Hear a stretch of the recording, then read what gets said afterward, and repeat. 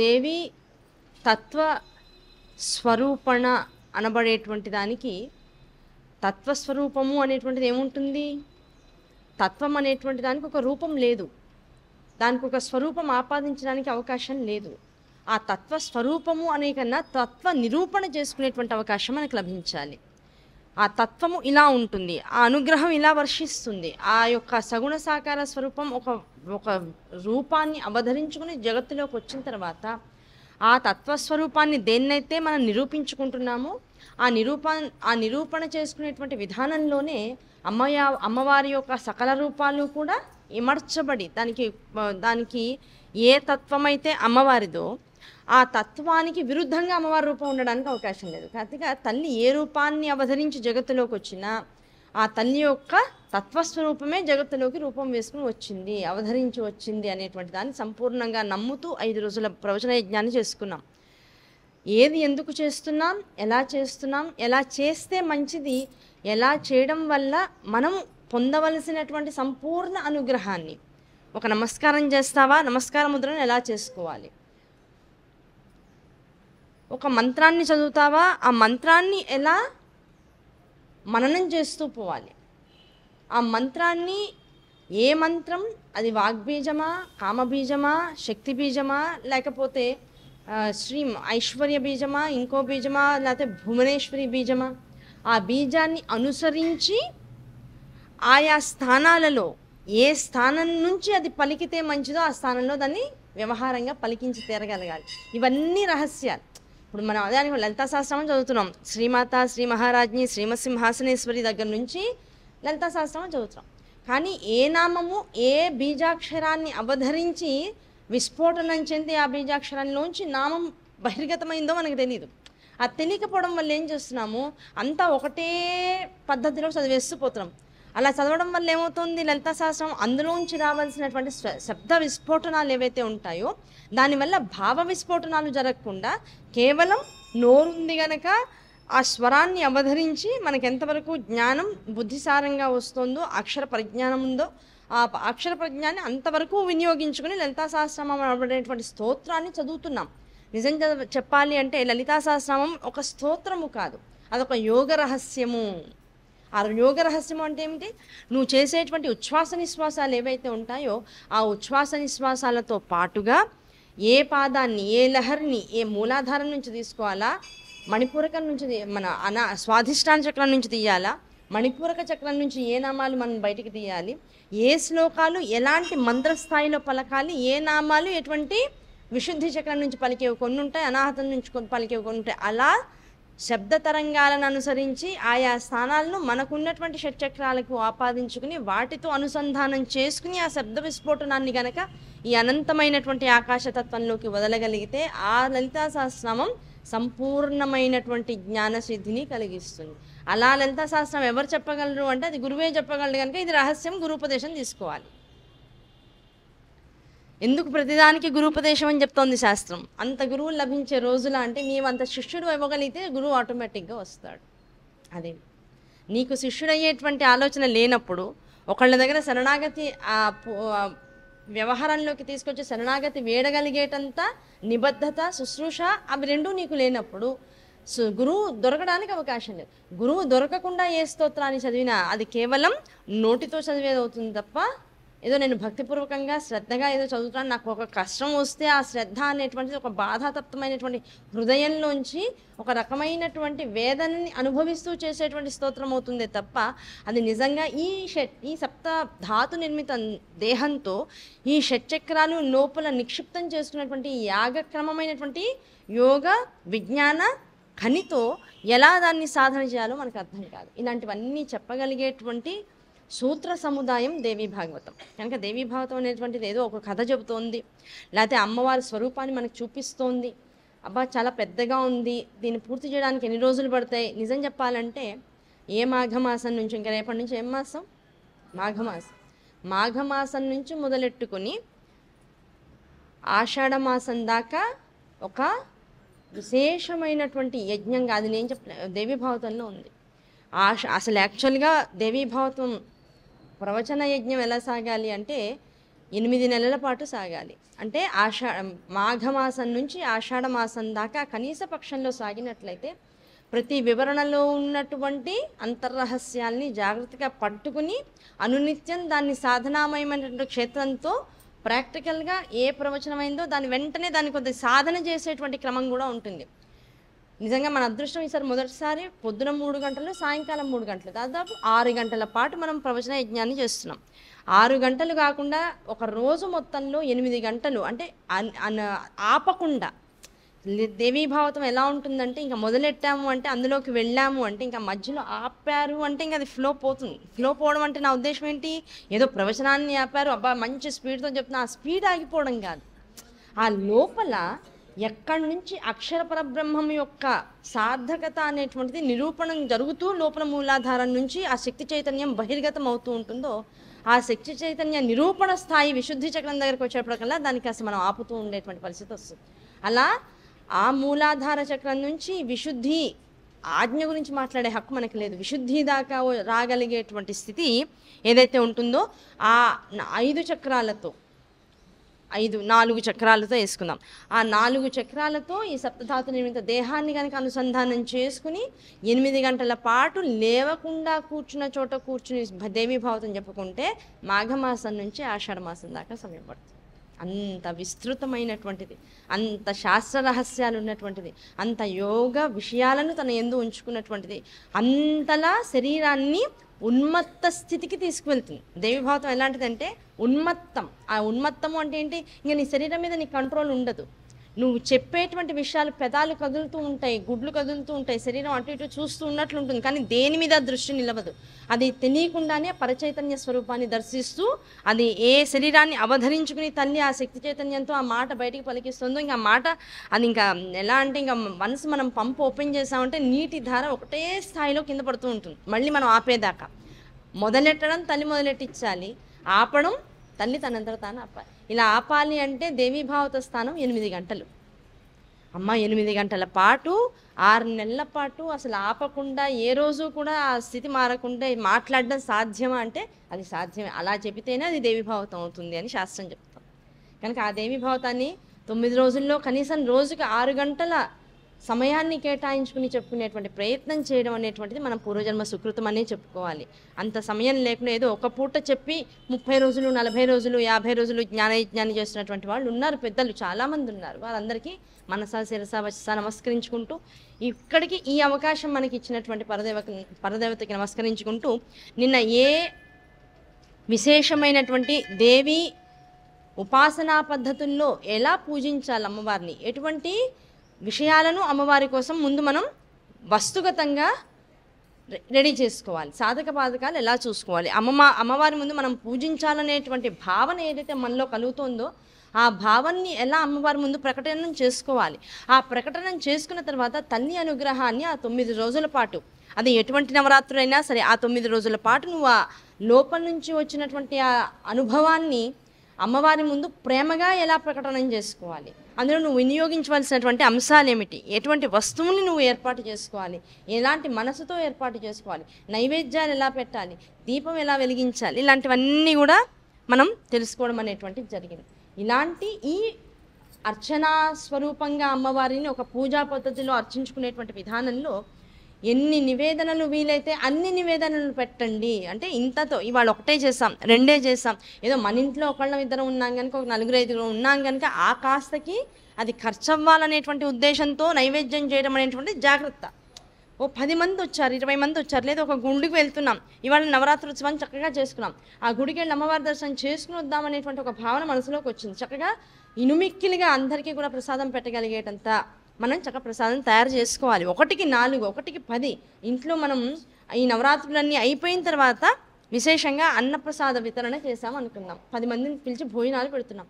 1కి 10 రకాల వస్తువుల్ని చేసి అమ్మవారే 9 రోజుల పూజలు నా నుంచి స్వీకరించిన తర్వాత తన స్వరూపాన్ని ఇన్ని భాగాలుగా విభజించుకుని ఈ రూపాల్లో నా ఇంటికి తానే భోజనానికి వచ్చింది. ఆవిడకి ఎలా పెట్టాలి అంటే మొత్తం విస్తరి నిండాలిట, నిండేటట్లుగా ముందు పదార్థాన్ని వేయి, ఆ పదార్థాన్ని అనుభవిస్తున్నటువంటి తరుణంలో మరణమల్ల కొసరి వడ్డించాలట. ఆ కొసరి వడ్డించాలి తప్ప ఇన్నే ఐటమ్స్ ఉన్నాయి అంటే ఇంకో 2 ఇంకా మూత తేలేదండి మీరు తింటే వడ్డిస్తాను అన్నట్లుగా ఉండట. అలా ఇనుమిక్కిలుగా అలా అమ్మవారికి 1కి 10 అనిపిస్తే ఇంకో 2 ఎక్స్ట్రా చేయాలి. మనం అందరం కూర్చుని ఇంట్లో కుటుంబ సభ్యులందరం రేపు పెద్ద ఫంక్షన్ ఇంట్లో చేస్తున్నాం అనుకున్నాం. ఆ ఫంక్షన్ చేసినప్పుడు ఏం మెనూ చేద్దాం, అది పెళ్లి కావచ్చు, ఒడుగు కావచ్చు, ఇంట్లో 10 మంది గెట్ టుగెదర్ కావచ్చు, సంక్రాంతి పండగ కావచ్చు, రేపు వచ్చే ఉగాది కావచ్చు, ఓ 10 మంది ఇంట్లో కలిస్తేనే రేపు ఏం చేద్దాం, రేపు ఫలానా కూరలు తీసుకురండి అని పిల్లలకి చెప్పి ఇలా చేద్దాం, పిండి వంటలు ఇలా చేసుకుందాం, కారంగా ఇది చేసుకుందాం, ఆవళ్ళు చేసుకుందాం, గారెలు చేసుకుందాం అంతా మాట్లాడేసుకున్నాక ఇంతమందిలో పాపం ఎవరో ఒకళ్ళు తినని వస్తువు, కావాలని బాగా అనుకునే వస్తువు ఏదో ఒకటి ఎక్స్ట్రా ఉంటుంది. తల్లి ఏం చేస్తుంటే అన్నీ చేశాక సమయం ఉంటే ఇది కూడా చేద్దాం అనుకుంటాం.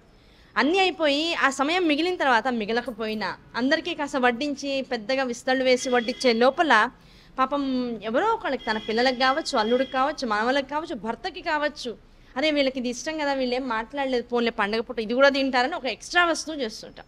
అలా అమ్మవారికి చేసేటప్పుడు కూడా ఎలా చేయాలి, ఇన్ని చేసినా ఏమో ఇన్ని తిన్నాక ఇంకేమన్నా ఉన్నాయా స్పెషల్స్ అని అడుగుతుందేమో అమ్మవారు, ఓ 2 గుప్తంగా చేయాలట.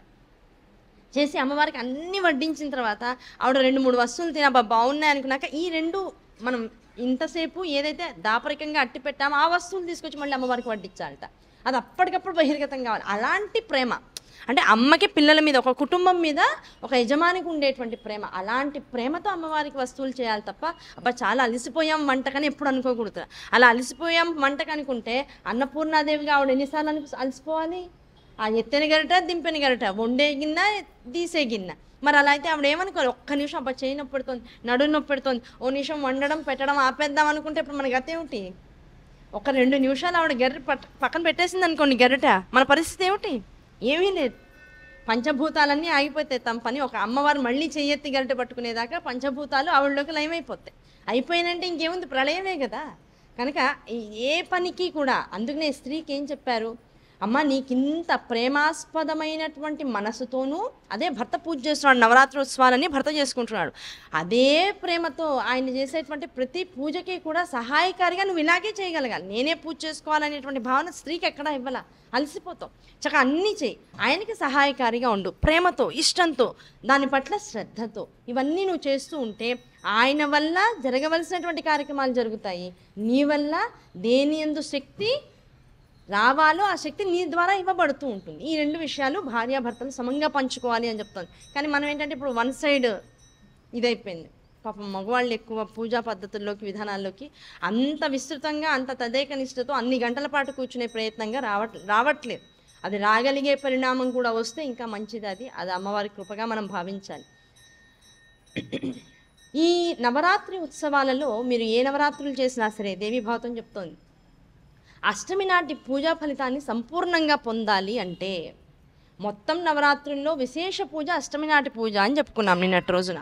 ఆ అష్టమి నాటి పూజా ఫలితాన్ని పూర్తిగా పొందాలి అంటే సప్తమి నాటి భోజనం, అష్టమి నాటి భోజనం, అలాగే నవమి నాటి భోజనం, అంటే త్రిరాత్ర వ్రతంగా ఈ అష్టమి నాడు చేసేటువంటి సంపూర్ణ పూజా ఫలితం వంశపరంపరానుగతంగా ఉన్నటువంటి వాళ్ళందరూ, ఆ వంశంలో ఉన్నటువంటి వాళ్ళందరూ కూడా, భవిష్యత్తులో వచ్చేటువంటి వాళ్ళందరూ కూడా ఆ ఫలాన్ని స్వీకరించాలి అంటే ఈ 3 రోజులు అష్టమి నాటి పూజకి ముందు సప్తమి, అష్టమి నాటి పూజ తర్వాత నవమి, ఈ 3 రోజులు కూడా అమ్మవారికి విశేషమైనటువంటి పూజా విశేషాన్ని మనం అక్కడ జరుపుతూ శరీరాన్ని ఏ ఆలోచన లేకుండా, అసలు ఆ తిండి ఆలోచన కూడా లేకుండా కనుక 3 రోజుల పాటు ఉపవాసం చేయించగలిగితే ఇంకా ఆ పుణ్యం ఇంతని చెప్పడానికి అవకాశం లేదు అంటారు.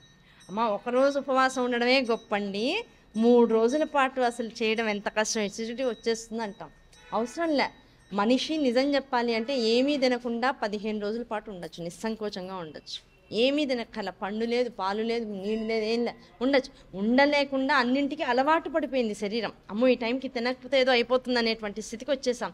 అలా ఆ స్థితిని కనుక అధిగమించి ఒక సంపూర్ణమైనటువంటి సంకల్ప బలంతో కనుక ఉన్నటువంటి వాళ్ళైతే సంపూర్ణ అష్టమి నాటి పూజా ఫలితాన్ని పొందాలంటే మాత్రం త్రిరాత్రకరణ పూజాఫలం అనేటువంటిది లభించాలి అంటే మటుకు 3 రోజుల పాటు ఉపవసించి నవమి నాటి రాత్రి అమ్మవారికి నైవేద్యం అయిన తర్వాత రోజు మళ్ళీ విజయదశమి అవుతుంది కదా.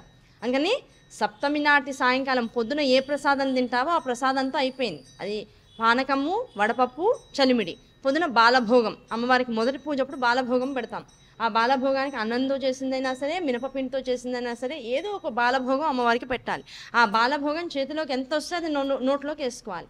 12 గంటలు అంటే మాధ్యాహ్నిక పూజ ఏదైతే ఉంటుందో దానికి వడపప్పు, పానకం, చనిమిడి తప్పనిసరిగా పెట్టాలి. దాంతో ఇంకో 2 పళ్ళు ఇలాంటివి కూడా మనం మధ్యాహ్నిక కాలంలో పెట్టచ్చు. ఇలా పెట్టిన తర్వాత ఇంకా రాత్రికి మహానైవేద్యం పెట్టినా అది ఇంట్లో ఉన్నటువంటి వాళ్ళకి సరిపడా పెట్టేసి ఆ పూట తినకుండా, అష్టమి నాటి సప్తమి నాటి రాత్రి తినకుండా, అష్టమి నాటి పగలు, మధ్యాహ్నము, సాయంకాలము కూడా ఏమీ తినకుండా, నవమి నాటి పొద్దున చేసేటువంటి నివేదన కూడా స్వీకరించకుండా, నవమి నాటి రాత్రి ఇచ్చేటువంటి అమ్మవారికి పెట్టేటువంటి ఆ మహానైవేద్యం ఏదైతే ఉంటుందో ఆ మహానైవేద్యాన్ని అమ్మవారి మహాప్రసాదంగా కనుక స్వీకరించి ఆ తర్వాత దశమి నాటి మాధ్యాహ్నిక భోజనాన్ని కనుక చేసినట్లయితే ఇంకా పూజకి తిరుగులేదు అని చెప్తారు. ఇంకా పూజకి తిరుగులేదుట. అలాంటి పూజ కనుక చేయగలిగితే అది విశేష త్రిరాత్రకరణ పూజా ఫలితాన్ని జీవులందరికీ కూడా అందిస్తుంది. ఇది అసలైనటువంటి పూజ. లేదండి అంత చేయలేకపోయాం మరి ఇన్నాళ్ళు అంటే, అసలు ఈ వ్రతం ఏం చేస్తుంది? ఇంత ఉపవాస దీక్ష చేయడం వల్ల ఏం కలుగుతుంది అంటే మహాపాతకాలన్నీ నశిస్తాయి. ఏ జన్మలో ఉన్న తెలియక చేసినటువంటి గురునింద, గురువుని అపహాస్యం చేసినటువంటి విషయం, తెలియక గురువు గారిని కాలుతో తన్నినా, నువ్వు తన్నాలని తన్నవు, ఆయన కూర్చుంటారు, నువ్వు నడుస్తూ ఉంటావు, కాలు గబుకుని తగులుతుంది. ఏదో ఆ సమయానికి ఊరికే ఇలా గాల్లో నమస్కారం పెడతాం, కాళ్ళు 2 పట్టుకుని గురువుకి నమస్కారం పెట్టాలి. అలా కూడా పెట్టాం. అలా పెట్టుకుని ఊరికే పైన అయ్యో సారీ అండి, క్షమించండి క్షమించండి 10 సార్లు చెప్తాం, కానీ ముట్టుకుని నమస్కారం చేయడం అనేటువంటిది లేదు. ఇలాంటి దోషాలు జరిగిన, తల్లిని అనుకోకుండా ఇలాగే కాలుతో తగలాల్సి వచ్చిన, తండ్రిని ఇలాగే కాలుతో తగలాల్సి వచ్చిన, ఒక రోజు గనక, ఒక గంట కనుక తండ్రి ఎదురుకుండా మగపిల్లలు కానీ ఆడపిల్ల కానీ ఆయన ఎదురుకుండా కాలు మీద కాలు వేసుకున్నటువంటి దోషం మహాపాతకాలను ఇస్తుందిట. ఆ మహాపాతకాలు పోవాలంటే ఈ త్రిరాత్రకరణ పూజా ఫలాన్ని స్వీకరించాలట. అంటే తండ్రి ఎదురుకుండా ఎట్టి పరిస్థితుల్లో నువ్వు కుర్చీలో కూర్చోడానికి అవకాశం లేదు. అందులో కాలు మీద కాలు వేసుకున్నావా ఇంకా ధృతరాష్ట్రుడిలాగా 2 తొడలు విరగ్గొట్టబడతాయి, దుర్యోధనుడిలాగా 2 తొడలు విరగ్గొట్టడమే అంతే. ఆడవాళ్ల ముందు కాలు మీద కాలు భర్త కూడా వేసుకోకూడదు అని శాస్త్రం చెప్తుంది. అది మామూలు శాస్త్రం కాదు, అది మహాభారతం చదివితే తెలుస్తుంది. భర్త కనీసం భార్య ముందు కూడా కాలు మీద కాలు వేసుకుని కూర్చోవడానికి అర్హత లేనటువంటి వాడు ఆ కాలు మీద కాలు అసలు ఎక్కడా వేసుకోకూడదు. కుర్చీలో కూర్చోవడం, తనకన్నా వయసులో పెద్దయినటువంటి వాళ్ళ ముందు, అసలు కుర్చీలో ఎంత వయసు వచ్చినా, నీకు 80 ఏళ్ళు వస్తే నీ అన్నగారికి 83 ఏళ్ళు ఉంటే ఆయన కళ్ళ ముందు నువ్వు కుర్చీలో కూర్చోడానికి వీల్లేదు. అన్నయ్య నాకు 80 ఏళ్ళు వచ్చాయన్నయ్య కాసేపు కుర్చీలో కూర్చుంటా అంటే నీకు అర్హత లేదు. దానివల్ల వచ్చేటువంటి పాతకం మాత్రం అనుభవించాల్సిందే. ఇప్పుడు మనకి పాపాలు ఎక్కడి నుంచి వస్తున్నాయి? నేను ఎప్పుడూ మంచిగా చేస్తానండి, నాకు అన్నీ తెలుసండి, మాకు తెలిసి మేము తప్పు చేయలేదంటాం. ఎలాంటి తప్పులు జరుగుతున్నాయో ఇది వ్యవహారంలో మనం తెలుసుకోవాల్సింది.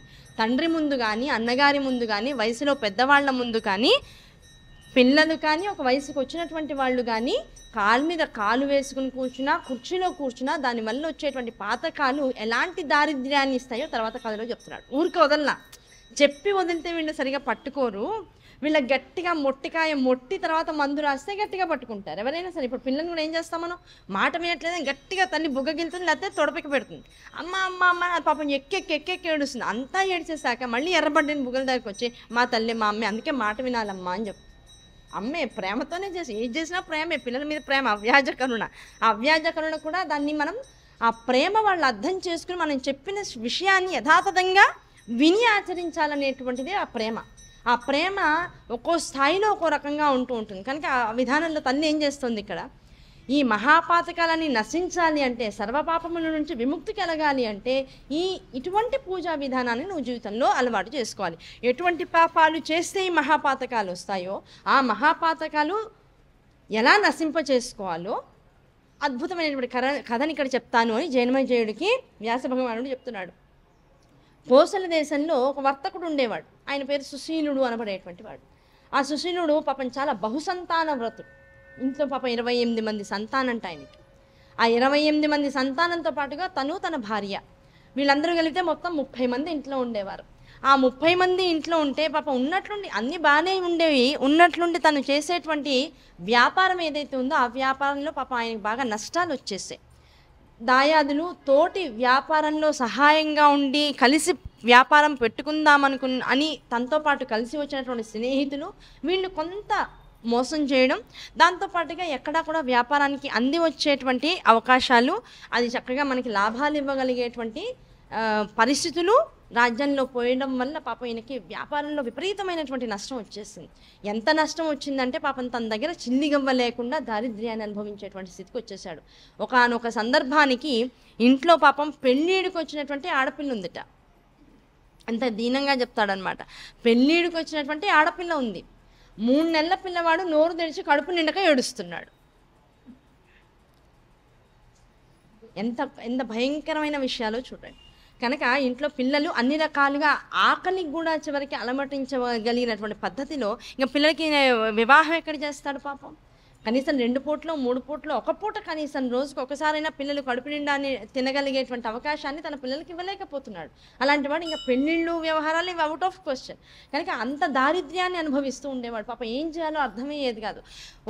ఒకరోజు పిచ్చెక్కిపోయినట్లు అయిపోయి పాపం ఇంటికి వెళ్తే పాపం భార్య దీనంగా మొహం చూస్తుంది. ఇంతమంది పిల్లల కడుపు నింపాలి, ఏం చేయాలో అర్థం కావట్లా, ఏం పెట్టాలో అర్థం కావట్లా. మంచినీళ్ళు తాగి తాగి తాగి పాపం పిల్లలకి నోరు కొట్టుకుపోయి పుళ్ళు వచ్చేస్తున్నాయట. దాంతో పాపం తిండి తినలేక, మంచినీళ్ళు తాగలేక, నిద్ర రాక, కడుపును డొక్కలోకి వెళ్ళిపోయి పిల్లలు పాపం చాలా దీనావస్థలో ఉన్నారట. పాపం ఆ పిల్లల్ని చూసి తల్లి గుండె తరుక్కుపోతుంది. ఆ ఇంటికి ఇప్పుడు వెళ్ళి వీళ్ళ మొహాలు చూడలేక నిజంగా చచ్చిపోదాం అనేటువంటి ఉద్దేశంతో, కానీ నేను చచ్చిపోతే నేను తప్పించుకున్న వాడిని అవుతాను. నా పిల్లలందరూ తండ్రి పోయాడని అనాథలు కాదు, వాళ్ళ బాధని వాళ్ళ కర్మకి వదిలేసిపోయినటువంటి పాపం ముందు నాకు తగులుతుంది. అది కరెక్ట్ కాదు. ఆ బాధ నా వల్ల వాళ్ళకి కలిగింది, నిష్కృతి కూడా నా వల్లే వాళ్ళకి కలగాలి, సుఖం కూడా నా వల్లే వాళ్ళకి రావాలనేటువంటి బాధ లోపల ఉంది. దాంతో పాపం ప్రాయోపవేశం అని వస్తుంది. ఆత్మహత్య చేసుకోవడానికి కూడా ఆయనకు పాపం ఓపిక లేదు, మనసు రావట్లా, అంత ఇది లేదు. దాంతో ఏం చేస్తాడు, పిచ్చెక్కి వాళ్ళలాగా పాపం రోడ్ల మీద నడిచినవాడు నడిచినట్లుగా అంతా ఆ నగరాన్ని అంతా 10 సార్లు పాపం చుట్టాడు. ఏం చేయాలో అర్థం కావట్లేదు. అలా ఇంటికి వెళ్ళడానికి ధైర్యం చాలట్లా, వీళ్ళందరి ముఖాలు చూడాల్సి వస్తుందని బాధ. అలా తిరుగుతూ పాపం ఓ రోజున ఓ చోట మళ్ళీ అలాగే విసుగొచ్చి నిద్రపోయి ఒళ్ళంతా దుమ్ము కొట్టుకుపోయి పొద్దున్నే లేచి మళ్ళీ ఇంటికి వెళ్తున్నట్ట. ఆ ఇంటికి వెళ్తూ ఉంటే ఆ ఇంటి ముందర 2 సందులు అవతలగా ఆ గుడి ముందు నుంచి వెళ్తే తప్ప ఇంటికి వెళ్ళడానికి అవకాశం లేదు.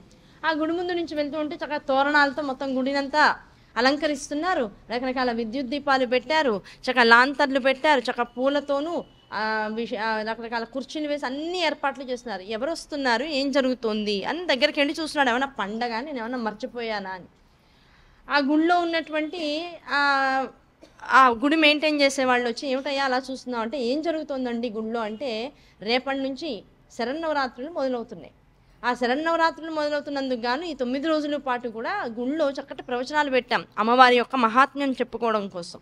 కనుక ఒక మహాపండితుడు ఆల్రెడీ వచ్చి ఉన్నాడు, ఆయన ఇక్కడ ప్రవచనాలు చెప్తాడు. ఇగో ఈ గుడికి ఎదురుకుండా ఉన్నటువంటి ఇంట్లో ఆయనకి బస ఏర్పాటు చేశాం. మామూలు విద్వాంసుడు కాదు, ఆయన నోటి యందు సరస్వతీదేవి నిలుస్తుంది అని పెద్దలు చెప్తూ ఉంటారు. ఆయన నోట్లోంచి ఏ వాక్యం వచ్చినా అది సిద్ధిస్తుంది అని చాలామంది ఆ ఇబ్బంది కలిగినటువంటి వాళ్ళు ఆయన ద్వారా వచ్చినటువంటి సమాధానాలు స్వీకరించి, ఆయన ఏదంటే అది అయిపోతుందండి, మా జీవితాలు మారాయని చాలామంది చెప్తారు. అలాంటి గొప్ప వ్యక్తి మన ఊరికి వచ్చారు. రేపటి నుంచి చక్కగా భార్యా పిల్లల్ని తీసుకొచ్చి కనీసం గుళ్ళో కాసేపు కూర్చో, ప్రసాదం అన్నా దొరికి నీ పిల్లలు బతుకుతారు అని చెప్పారు. పాప అంతా విన్నాడు బాగా, కానీ నీ పిల్లలు బతకడానికి గుడికి రా, ప్రసాదం తీసుకో, అంతకుముందు నీకు అవకాశం లేదని అవతల వాళ్ళకి అపహాస్యం చేసేటప్పుడు మనసు కలుక్కుమంది.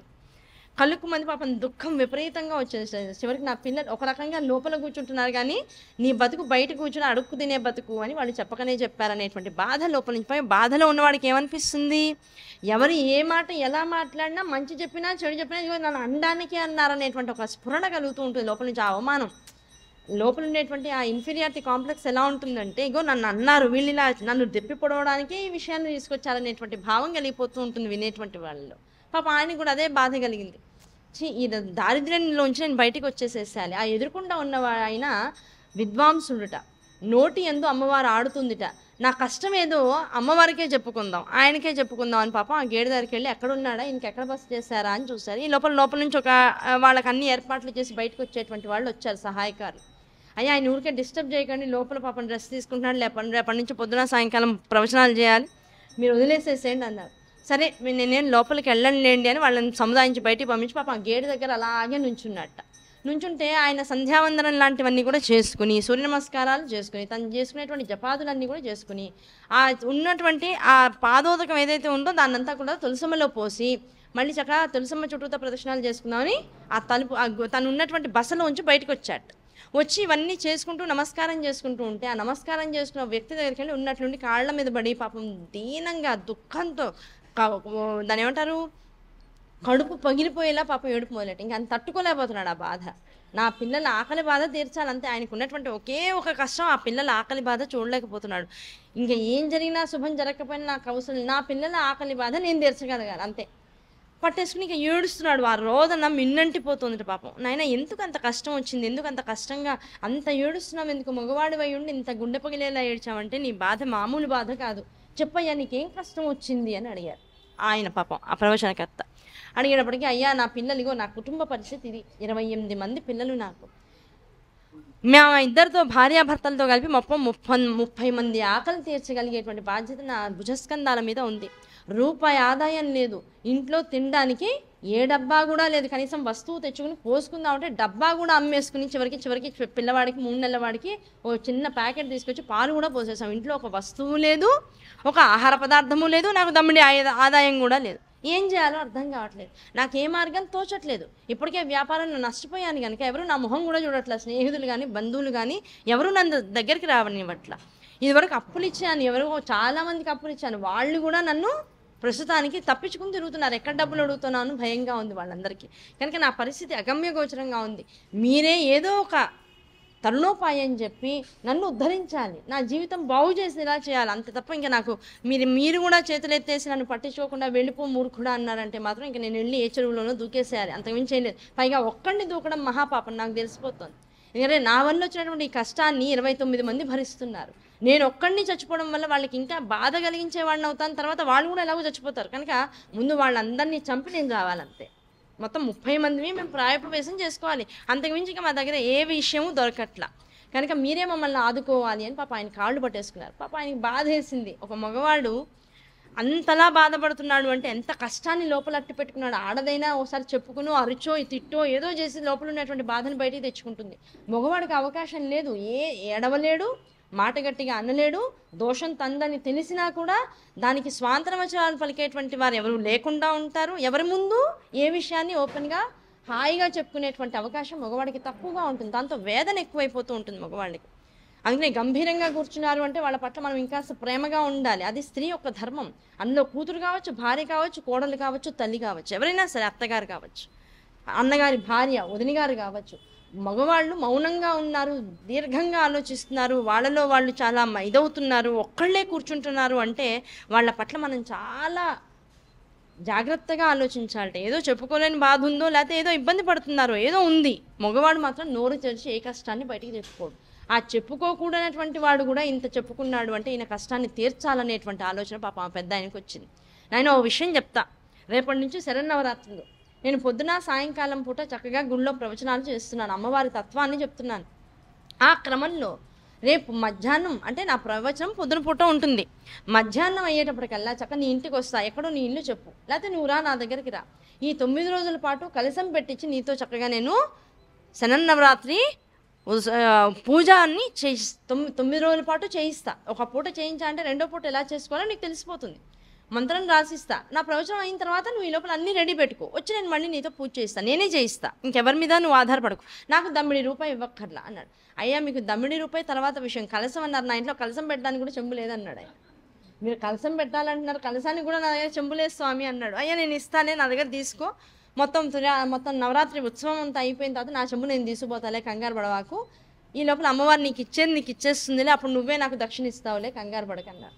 అయ్యా మరి తుండుగుడ్డలు లాంటివి కూడా మా ఇంట్లో ఏం లేవన్నాడు. అయ్యా అన్ని సంబారాలు నేను తీసుకొస్తా, నువ్వు నీ ఇంటి ముందర ఈ మన్ను ఏదైతే ఉంటుందో దానికి కాస్త తవ్వి, భూమిని కాస్త తవ్వి మన్నును బయటికి తీసి దానిలో రాళ్ళు రప్పలు లేకుండా చేసి కాస్త వస్త్రగాళితం బట్టి మెత్తనైనటువంటి ఇసుకని తీసి చక్క పక్కన పెట్టుకుంటే దాంతో అమ్మవారి విగ్రహాన్ని చేద్దాం, అమ్మవారికి పూజా పుష్పాలు కూడా చేద్దాం. ఇప్పుడు ఏమి తినడానికే లేని వాడిని ఎవరైనా ఆయన ఒక చటాకు పూలు తీసుకురా, లేకపోతే ఒక అరకిలో పూలు తీసుకురా, అమ్మవారికి విశేషంగా పూజ చేయాలంటే నీ వల్ల కాదు, చెప్పి నేను నీ యొక్క పరిస్థితిని ఇంకా అవహేళన చేసిన వాడిని అవుతాను.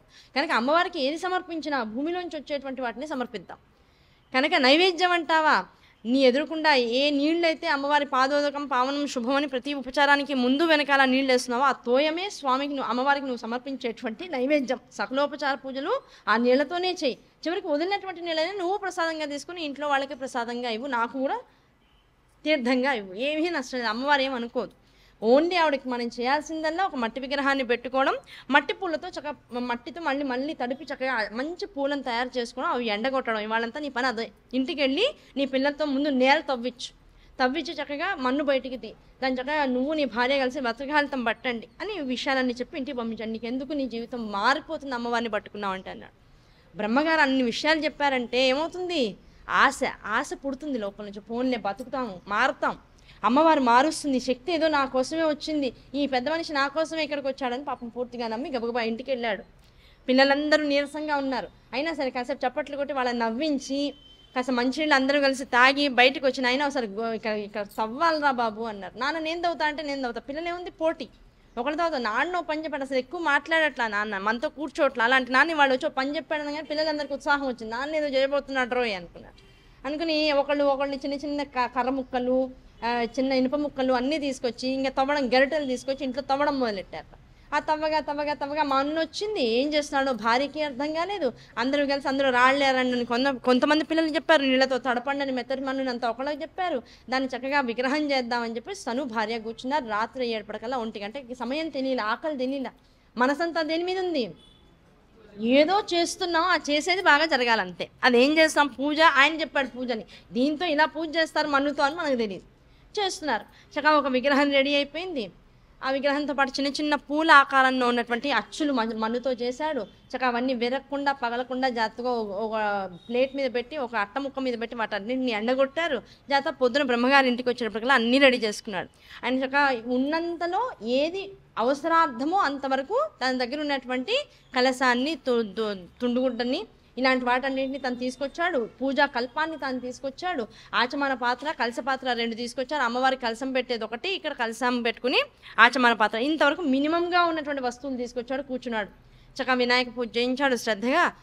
భార్యాభర్తలు ఇద్దరితో, మిగతా పిల్లలందరూ వెనకాల కూర్చున్నారు. మిగతా షోడశోపచార పూజ మధ్యాహ్నం మొదలెట్టి మధ్యాహ్నం రాత్రి ఇట్లా చేయించడం మొదలెట్టారు. ఈ చూసి పిల్లలందరూ ఏం చేశారు, ఓహో నాన్న ఏదో పూజ చేసేస్తున్నాడు, మన ఇంటికి ఒక పెద్ద ఆయన వస్తున్నాడు, మన ఇంట్లో బాగా ఉత్సవం జరిగిపోతుందని పొద్దున్నే వాళ్ళందరూ లేచి, నిద్ర పట్టట్లా, ఆకలేస్తుంది కదా, ఎవరికి సవ్యంగా నిద్ర పట్టట్లా, ఎప్పుడు నీరసం వస్తే అప్పుడు నిద్రపోతున్నారు, ఎప్పుడు మెళ్ళకి వస్తే అప్పుడు లేచేస్తున్నారు. దాంతో పిల్లలందరూ పొద్దున్న లేస్తున్నారు. పొద్దున పూజ చేసేదంతా కూడా పిల్లలందరూ కూర్చుని రోజు ఈ బ్రహ్మగారు ఎలా అయితే చెప్తున్నారో అలా పిల్లలు కూడా పూజ చేయడం మొదలెట్టేశారు. అంటే త్రికాల పూజలు అయిపోయినాయి తెలియకుండా, మట్టి పూలతోనూ మట్టి విగ్రహానికి. ఇంకా ఉపచారాలు అంటావా, అన్నింటికీ నీళ్ళే, ఫలం పత్రం పుష్పం తోయం, ఆ తోయం వాడేస్తున్నారు. అన్నింటికీ తోయం, నీళ్లు. ఏ ఉపచారమైనా నీళ్ళే, ఏ నైవేద్యమైనా నీళ్ళే, ఎటువంటి మంత్రానికైనా నీళ్ళే, అన్నింటికీ నీళ్ళనే ఆధారం చేసుకుని ఉన్నారు. అలా 9 రోజుల వ్రతాన్ని శ్రద్ధగా ఆ బ్రహ్మగారు ఎలా చెప్పారో ఆయన్నే సర్వము, ఆయనే గురువు, ఆయనే సర్వస్వం అనేటువంటి భావంతో పూర్తిగా నమ్మి చేసేటప్పటికి ఏమైపోయింది, చిట్ట చివరి రోజు వచ్చింది. ఆ చిట్ట చివరి రోజు వచ్చేటప్పటికల్లా ఆయన చెప్పాడు, అమ్మవారి ముందు కూర్చో, 9 రోజుల పూజ పూర్తి చేసేసావు. ఇప్పుడు అమ్మవారు ఎదుర్కొన్నా కూర్చుని, అయ్యా నా మీద దయతో, అమ్మ నా మీద దయతో ఏ పూజనైతే నీకు నేను చేశాను అది నేను పూర్తి దారిద్ర్యాన్ని అనుభవిస్తూ నాకు ఉన్నటువంటి దాంతో చేయమని బ్రహ్మగారు చెప్పారు కనుక నేను దారిద్ర్యాన్ని అనుభవిస్తూ మన్నును తినలేను, ఆ తినలేని దాన్ని నీకు సమర్పించాను. అది తినాలని నిజంగా ఉంటే అది ముందు నా పిల్లలకే పెడతా. ఇప్పుడు మన్ను తినచ్చు అని శాస్త్రం చెబితే, తినే పదార్థం అయితే నీకు పూజ కన్నా నా పిల్లలు ఆకలి తీర్చడం ముఖ్యమని ఆ మన్నుని కూడా నా పిల్లలకే పెట్టేవాడిని. అంటే ఆర్తి ఎలా వస్తుందో లోపల నుంచి చూడండి. ఆ మన్ను నా పిల్లలకే పెట్టేవాడిని, కానీ మన్ను తినకూడదు శాస్త్ర ప్రకారంగా. అందుకని ఆ మన్నుతో నీ విగ్రహాన్ని, పుష్పాలని చేసి పెట్టా. అదే నువ్వు అనుకుని చేస్తా. ఇంతకు మించి ఇంకే రకంగా చేయగలిగితే నేను అదృష్టవంతుడిని. కానీ ఈ జన్మకి మొదటిసారి ఈ శరన్నవరాత్రి పూజా విధానాన్ని అంతటినీ కూడా మనస్ఫూర్తిగా నాకున్నటువంటి దారిద్ర్యాన్ని అనుభవిస్తూ, ఆ దారిద్ర్యాన్ని నీకు కూడా ఆపాదిస్తూ ఈ మట్టితో పూజ చేశానమ్మా, మట్టి పూలతో పూజ చేశా. ఏమి ఇస్తావో నీ ఇష్టం. నా పిల్లల కడుపు నింపాలి, వాళ్ళని కన్న తర్వాత వాళ్ళ బాధ్యత నాది. ఆ తండ్రిగా వాళ్ళ కడుపు నింపగలిగేటువంటి శక్తిని నాకు ఇవ్వు అని చిట్ట చివరికి నమస్కారం చేసి అమ్మ ముందు సాష్టాంగ నమస్కారం పెట్టేశాట. పెట్టి ఇంకా ఆ బాధతో పాపం ఏడుస్తూ కూర్చున్నట్టు. ఆ ఏడుస్తూ కూర్చున్నప్పటికి ఏమైంది, లోపల ఎదురుకుండా ఒక కాంతి రేఖ వెలిగింది. ఆ కాంతి రేఖ వెలిగేటప్పటికల్లా ఏమైపోయింది, లోపల నుంచి ఒక అద్భుతమైనటువంటి శక్తి స్వరంగా వినపడుతుంది. అమ్మవారు డైరెక్ట్గా రాలా, స్వరంగా బయటకు వచ్చేట.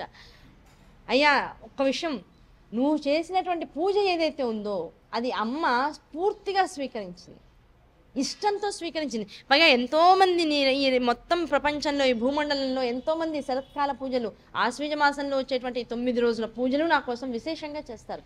అందరి ఇళ్ళకి వెళ్ళి కూర్చునే కన్నా రోజు మధ్యాహ్నము సాయంకాలము, రెండో రోజు నుంచి పొద్దున మధ్యాహ్నము సాయంకాలం నీ ఇంట్లో కూర్చుని నువ్వు నీ పిల్లలు చేసేటువంటి షోడశోపచార పూజలు అన్నింటినీ కూడా మనస్ఫూర్తిగా అనుభవిస్తూ ఆస్వాదిస్తూ ఆనందంగా స్వీకరించా. కనుక నువ్వేం పూజ చేశావు అనేటువంటిది ఇక్కడ నాకు లెక్క కాదు, ఎలా పూజ చేశావు అనేటువంటిది మాత్రమే లెక్క. కనుక నీ పూజను నేను సంపూర్ణంగా స్వీకరించాను, నువ్వు ఏమాత్రము కూడా ఇందులో సందేహం లేకుండా ప్రశాంతంగా ఉండు. పైగా ఓ వైశ్యోత్తమ, ఏ పూజకైతే ఆనందించానో ఆ పూజకి నేను నీకు ఇవ్వాల్సిందేదో ఇవ్వాలిగా, ఇంక ఇవాల్టి నుంచి నీ ఇంట్లో నువ్వు కానీ నీ పిల్లలు కానీ పస్తులతో ఉండేటువంటి అవసరం లేదు. చక్కగా 3 పూట్ల అన్నం తింటారు అని అమ్మవారు ఆశీర్వదించింది. అమ్మయ్య చాలు బాబు, ముందు నా పిల్లల కడుపు నిండుతుందని అని వెంటనే చాలు తల్లి చాలు అన్నాడు. చాలు అని నువ్వు అంటున్నావు, నేను ఇస్తే ఎలా ఉంటుందో నీకు చూపించాలి కదా. ఆ కడుపు నిండడం అనేటువంటిది రోజుకి ఒక 100 రూపాయల చేతిలో ఉన్నా కడుపు నిండుతుంది, 1000 రూపాయల చేతిలో ఉన్నా కడుపు నిండుతుంది. కానీ నీ కడుపు నేను ఎలా నింపుతాను, నీ ఇంట్లో వచ్చి నేను నిత్యం ఎలా వంట చేస్తానో నేను చెప్తా. ఆ 3 పూట్ల తినేటువంటి పదార్థాలన్నీ బంగారు పళ్ళాల్లో నీ పిల్లలు నువ్వు కూడా పెట్టుకుని తినేటువంటి అనుగ్రహాన్ని నీ మీద వర్షిస్తున్నా. ఇవాటి నుంచి నువ్వు చేసేటువంటి వంట పాత్రలు కూడా బంగారంతోనే ఉంటాయి. ఆ వంట పాత్రలు బంగారంతో ఉన్నటువంటి వంట పాత్రల్లో వంట చేసి నిత్యము నాకు నైవేద్యం పెట్టి నువ్వు నీ పిల్లలు హాయిగా కడుపు నిండా తిన్న తర్వాత అక్షయ పాత్రలుగా ఇస్తాను. కనుక మొత్తం ఈ ఊళ్ళో ఉన్నటువంటి దీనులందరికీ కూడా అన్నాన్ని కడుపు నిండా పెట్టిన తర్వాత ఈ దాన్ని ఏమంటారు ఆహార యజ్ఞం అనేటువంటిది పూర్తవుతుంది. కనుక ఇవాటి నుంచి నీ ఇంట్లో ఉన్నటువంటి వాళ్ళందరూ బంగారు పళ్ళాల్లో భోజనం చేస్తారు. దాంతోపాటుగా ఈ అనుగ్రహం ఎన్నాళ్ళు ఉంటుంది అంటే నీ తర్వాత 15 తరాల వాళ్ళు ఈ ఆనందదాయకమైనటువంటి స్థితిని అనుభవిస్తారు, వాళ్ళు పూజ చేసినా చేయకపోయినా. నువ్వు చేసినటువంటి ఈ పూజ నీ కుటుంబం మొత్తం ఈ పూజకి తత్పరతతో చేసింది. ఆ తత్పరతతో చేసినటువంటి పూజ ఏదైతే ఉందో దానికి మనస్సు ఆనందించింది. పైగా ఒకటి చెప్తారు, అమ్మవారు 3 రోజుల పాటు ఉపవాసం ఉండి సప్తమి అష్టమి నవమి ఉపవాసం పూర్తిగా ఉండి నవమి రాత్రికి తింటే చేసేటువంటి పూజకే సర్వోత్కృష్టమైనటువంటి అనుగ్రహాన్ని ఇస్తుంది అని శాస్త్రం చెప్తుంది. వీళ్ళు 9 రోజులు మంచినీళ్ళు అమ్మవారి తీర్థం మాత్రమే 3 పూట్లా తీసుకుని 9 రోజులు ఉపవాస దీక్ష చేశారు. కనుక ఇంత పుణ్యం వచ్చింది. అవునా కదా? కనుక దారిద్ర్యము అనేటువంటిది వచ్చింది అంటే అందులోంచి కూడా భాగ్యాన్ని వెతుక్కుంటూ వెళ్ళాలి అంటే నిజంగా దేవీభావత ఎంత గొప్ప నిదర్శనాల్ని మనకి ఇస్తుందో చూడండి. చివరికి మనుషులు అనుభవించేటువంటి దరిద్రము కూడా నీకు భాగ్యమేరా. ఇలాంటి పూజ చేయాలంటే లేకపోతే చేస్తావు, లేకపోతే తింటూనే ఉంటావు. ఏ ప్రసాదం చేద్దాం, ఏం నైవేద్యం పెడదాం, ఏం నోట్లో వేసుకుందాం. బాబోయ్ బీపీ పెరిగింది, షుగర్ పెరిగింది. మరి ఏమీ లేని వాడికి బీపీలు షుగర్లు రావా? నాకు అదే డౌట్ వస్తుంటుంది ఎప్పుడు. అమ్మవారిని అదే అడుగుతుంటా. అన్నీ ఉండి 3 పూట్ల వండుకోగలిగితే అమ్మో టైంకి తినాలి, ట్యాబ్లెట్ వేసుకోవాలి, లేకపోతే తినలేకపోతే ఉండలేము, చేతులు వణుకుతున్నాయి, కాళ్ళు వణుకుతున్నాయి అని ఇన్ని మాటలు మాట్లాడతాం. మరి ఏమీ లేని వాడికి కూడా అదే పరిస్థితి వస్తుందిగా. వాడు దాన్ని పట్టించుకునే స్థితిలో లేదు, ఎందుకంటే దాంతో మమేకమైపోయాడు. వాడు ఆకలితో మమేకమైపోయాడు. దాంతో వాడికి షుగర్ కనబడట్లా, బీపీ కనబడట్లా. వాడికి వేసుకోవాల్సిన ట్యాబ్లెట్లు ఉంటే అదేదో తింటాడుగా. ట్యాబ్లెట్ దాకా పోవడం ఎందుకు ఇంకా మనం. కనుక ట్యాబ్లెట్ అవసరం లేదు, తిండి రాదు కనుక వాడు వాటి రెండింటినీ వదిలేసేసి నిమిత్తంగా దాని పై స్థాయిలో ఉన్నాడు వాడు. మనం కూడా అలా ఉండగలిగితే ఈ రోగాలు కూడా పోతాయి. బీపీ షుగర్ ఉన్నప్పుడు మనల్ని మనం అలాగే భావించగలిగి అన్నీ కంట్రోల్ చేసేసి అన్నీ పోతాయి. మనం ఏంటంటే దాన్ని పెంచి పోషిస్తున్నాం. టైంకి పెట్టి అమ్మ టైంకి ట్యాబ్లెట్ వేసి దానికి నీళ్లు పోసి అయ్యి బాబోయ్ తినలేదు వాళ్ళు అందుకే లో షుగర్ అయిపోయింది, లో షుగర్ ఇంత పెంచదాన్ని నోట్లో పడదు. ఏమీ లేనప్పుడేమో అన్ని షుగర్లు పక్కన పెడతాం. ఒక్కసారిగా షుగర్ లో అయిందనేప్పుడు బోల్డ్ షుగర్ లోపల పోసుకుని మళ్ళీ అలా కూర్చుంటాను నిస్త్రాణ. ఫ్యాన్ వేసుకోవడానికి ఉంది, చక్కగా విసనకర్ర కోడలు విసరడానికి ఉంది, టెన్షన్ పడడానికి కొడుకున్నాడు, అయ్యో అయ్యో మావిడికి ఏదో అయిపోతుంది అనుకున్నా మొగుడు ఉన్నాడు. వీళ్ళందరూ ఉన్నారు కనుక ఎన్ని నీరసాలైనా వస్తాయి. అవునా కాదా? నిజం. ఎత్తుకునేవాడు ఉంటే మురిపిని చేయడానికి పిల్లలు ఉంటారట. నాన్న ఎత్తుకో నిమిషానికి ఒకసారి. వాడిని ఏపో నాకు పని ఉంది పో అవతలి పో అంటే ఏం చేస్తాడు, వాడి బొమ్మలతో వాడు ఆడుకుంటూ ఉంటాడు. అవునా కాదా? కనుక దేనికైనా సరే అవసరం దేన్నైనా అలవాటు చేసుకోవడానికి కావాల్సినటువంటి హేతుభూతమైనటువంటి స్థితికి జీవుని తీసుకొస్తుంది. కనుక ఇది మనకు అవసరం, ఇది లేకపోతే మనం ఉండలేం అనేది ప్రపంచంలో ఏమీ లేదు. అమ్మ ఏది ఇచ్చినా దానికి తగ్గటువంటి శక్తిని ఆ స్థితిని నీ శరీరానికి మనస్సుకి అందజేసి వస్తూ ఉంటుంది. అదన్నీ పట్టించుకోకుండా మనం లేని దాని గురించే మాట్లాడుకుని దాన్నే హైలైట్ చేసుకుని ఆ లేని దారిద్ర్యాన్ని ముందు అందరికీ చూపించే ప్రయత్నంలో ఉంటాం. అది మనిషి యొక్క పెద్ద లోపం. అది ఈ కథ ద్వారా తెలుస్తుంది. కనుక ఓ యశోత్తమ, నీకు ఇచ్చేటువంటి ఈ అనుగ్రహం ఏదైతే ఉందో ఇది 15 తరాల పాటు నీ వెంట ఉంటుందయ్యా అని అమ్మవారు అనుగ్రహించేసేసింది. అలా అనుగ్రహించేసిన తర్వాత ఈ ఉపచారాలన్నీ కూడా మట్టి పువ్వులతోనూ మట్టి వ్యవహారాలతోనూ మాత్రమే చేశాం కదా. అయినా కూడా అమ్మవారు అనుగ్రహించింది కదా. అనుగ్రహించింది అంటే ఈ పూజ ఇలాగే చేయాలా? వైశ్యుడికి డౌట్ వచ్చిందట. అంటే ఈ పూజ ఇలాగే చేయాలా? ఇంత అనుగ్రహం ఏమిటి? నిన్నటిదాకా ఈ క్షణం ముందు దాకా కూడా తినడానికి ఇంట్లో ఏమీ లేనటువంటి వాళ్ళం, ఈ క్షణం తర్వాత ఏ వాక్ అయితే అక్కడ నుంచి వినపడిందో అది విన్న వెంటనే మరుక్షణం ఇంట్లో అన్ని రకాల వస్తువులు బంగారమయమైపోయినాయి, ఇల్లంతా బంగారమయమైపోయింది. ఈ కాస్తలో ఏం తేడా జరిగింది అంటే ఈ పూజను ఇలాగే చేయాలి. మామూలు పూలు మామూలు వ్యవహారం కాదు. ఇంత సర్వస్వ శరణాగతితో కేవలం మనం అంత శ్రద్ధగా మట్టి పూలతోనే పూజ చేయాలని అడిగాడు. ఆ క్షణానికి నీ స్థితి ఏదైతే ఉందో ఆ స్థితికి సంపూర్ణమైనటువంటి దాస్యత్వాన్ని వహించి చేయాలయ్యా. ఒకప్పుడు శ్రీరామచంద్రమూర్తి అరణ్యవాసం చేసేటువంటి సమయంలో ఇలాంటి పూజ చేశాడు. ఆయన ఎవరు? యాక్చువల్గా క్షత్రియుడు, ఓ ఉత్తమోత్తమైనటువంటి రాజు. అలాంటిది అయోధ్య నగరానికి వారసుడు, ఏకఛత్రాధిపత్యంగా అయోధ్య నగరాన్ని పాలిస్తున్నటువంటి దశరథ మహారాజుకి ప్రప్రథమంగా పెద్దవాడైనటువంటి కొడుకు. అలాంటి కొడుకు తెల్లవారితే రాజ్య పట్టాభిషేకం చేస్తానని తండ్రి చెప్పాడు. సరే నాన్నగారు మీ ఇష్టం, నేను రెడీ అన్నాడు. అర్ధరాత్రి లేపాడు. వచ్చి బట్టలు తలుపు కొట్టారు. అయ్యా తండ్రి గారు పిలుస్తున్నారు మిమ్మల్ని అన్నారు. గబగబా వెళ్ళాడు పరిగెత్తుకుంటూ. ఏంటి నాన్నగారు అన్నాడు. నాయనా, ఇప్పుడు ఉన్న పడాన నువ్వు అరణ్యాలకు వెళ్ళిపోవాలి, నీ తండ్రి ఆదేశం అది అన్నాడు. సరే నాన్నగారు తప్పకుండా వెళ్ళిపోతానని చెప్పాడు. అన్ని సర్దేసుకున్నాడు, వెళ్ళిపోయాడు. వెళ్ళిపోయిన తర్వాత ఏం చేశాడు? తిరిగాడు, హాయిగా అనుభవించాడు. ఆ వనాలన్నీ తిరుగుతూ ఉన్నాడు. జానకి మాత తన పక్కనే ఉంది, సీతాదేవి. తమ్ముడు వెనకాల ఉన్నాడు. హాయిగా మొత్తం వనాలన్నీ తిరిగేసేసాడు. అన్నీ తిరిగి ఆనందాన్ని అనుభవిస్తూ హాయిగా దొరికిన పండునో కందమూలాన్నో ప్రశాంతంగా తింటూ, క్షత్రుడు కనుక వేట తెలుసు కనుక వాళ్ళు తినగలిగే పదార్థాలని కూడా వాళ్ళు చక్కగా సంపాదించుకుంటూ ఆనందంగా గడిపారు. ఆ గడుపుతున్న సమయంలో ఏమైంది? రావణాసురుడి ఎంట్రీ వచ్చింది. ముందెవరు వచ్చారు? శూర్పణఖ వచ్చింది. శూర్పణఖ జరిగినటువంటి అవమానాన్ని తీసుకొని రావణాసురుడికి చెప్పింది కనుక రావణాసురుడు వచ్చాడు. సీతను ఎత్తుకుపోయాడు. ఎత్తుపోయేటప్పటికల్లా ఆయన దీనావస్థకి వెళ్ళిపోయాడు. నిమిషానికి ఒకసారి ఏడ్చేవాట. ఎంత బాధపడిపోయేవాడంటే, ఎంత దుఃఖం వచ్చేదంటే, ఇంకా ఆ దుఃఖానికి అడ్డుకట్ట వేయడానికి లక్ష్మణుడికి శక్తి చాలేదు కాదట, ధైర్యం చాలేదు కాదట. బాబోయ్ అన్నగారు ఏడుస్తున్నారంటే ఈయన గుండెలు అవిసిపోయేవట, భయపడిపోయేవాట లక్ష్మణుడు. అంత దుఃఖాన్ని తను బయటికి ప్రకటన చేసేవాట రామచంద్రమూర్తి. అయ్యో నా సీత వాన పడుతుందో, రోజు నడుచుకుంటూ ముందుకెళ్తున్నారు, ఎటువైపు వెళ్ళాలో తెలీదు, ఎలా సీతను ఎతకాలో తెలీదు, అసలు ఎక్కడ పెట్టారో రాముడు తెలీదు, ఆ పెట్టినటువంటి చోటుకి ఎలా వెళ్ళాలో తెలీదు, ఎన్నాళ్ళకి వెళ్తామో తెలీదు, ఏమీ తెలియనటువంటి అగమ్య గోచరం. ఆ అగమ్య గోచరంలో కూడా ఏం చేశాడు? వాన పడుతోంది, తను తడుస్తూ వెళ్తున్నాడు. తమ్ముడు వెనకాల నుంచి వచ్చి, అన్నయ్య తడిసిపోతున్నావు అన్నయ్య, కాసేపు చెట్టు కింద కూర్చున్నావంటే, నా సీత ఎక్కడుందో తెలీదు. అసలు ఆ రావణుడు బతికుంచాడో చంపేశాడో తినేశాడో కూడా తెలీదు. అసలు ఆవిడకి మెరుపులంటే భయం, వానంటే ఇష్టం, మెరుపులు ఉరుములు అంటే భయం. ఆ ఉరుము ఉరుమంగానే గబక్కున వచ్చి బాబోయ్ అని నన్ను కౌగిలించేసుకునేది. నన్ను వదలకుండా బయటికి వెళ్ళేది కాదు. ఏమండి రండి, పాపం ఏదో రకరకాల పురుగులు తెప్పలు ఈ వానలు పడితే బయటకు వస్తే నాతో తోడుగా రండి అని వెనకాల తీసుకునేది. ఇప్పుడు ఏం చేస్తుందో, ఇప్పుడు ఆ మెరుపులకు ఎలా దడుచుకుంటుందో, పక్కన కనీసం ధైర్యవచనాలు చెప్పడానికి నేను కూడా లేను. అలాంటి సుకుమారి నా భార్య. ఆ భార్యను ఎక్కడ పెట్టేశాడో పాపం, నిమిషానికి ఏ విషయం జరిగినా సరే దీనికి సీత ఇలా చేసేది, దీనికి సీత అలా ఉండేది. అలా సీత పక్కన నేను లేను, ఎక్కడుందో ఏం బాధపడుతుందో. అలా ఏ పని చేసినా సరే అలాగే పోల్చుకుంటూ బాధపడిపోయేవాట. అలా బాధపడుతూ ఉంటే ఓ రోజు ఏమైపోయింది? ధైర్యవచనాలు చెబుతూ నడిపిస్తున్నాడు తమ్ముడు. ఎంత నడిపించినా ఈయన దుఃఖం ఆగట్ల. శ్రీరామచంద్రమూర్తి ఇంత దుఃఖితుడైపోయి సీత కోసం పాపం ప్రాణాచారం పడిపోతున్నాడని తెలిసేటప్పటికల్లా దేవతలందరికీ జాలేసింది. దేవతలందరికీ ఒక ఆధ్యాత్మిక గురువు ఉన్నాడు, వాళ్ళందరికీ ఒక సంకల్పాన్ని నిరంతరం చెప్పేటువంటి ఆయన ఉన్నారు. ఆయన ఎవరయ్యా అంటే నారద మహర్షి.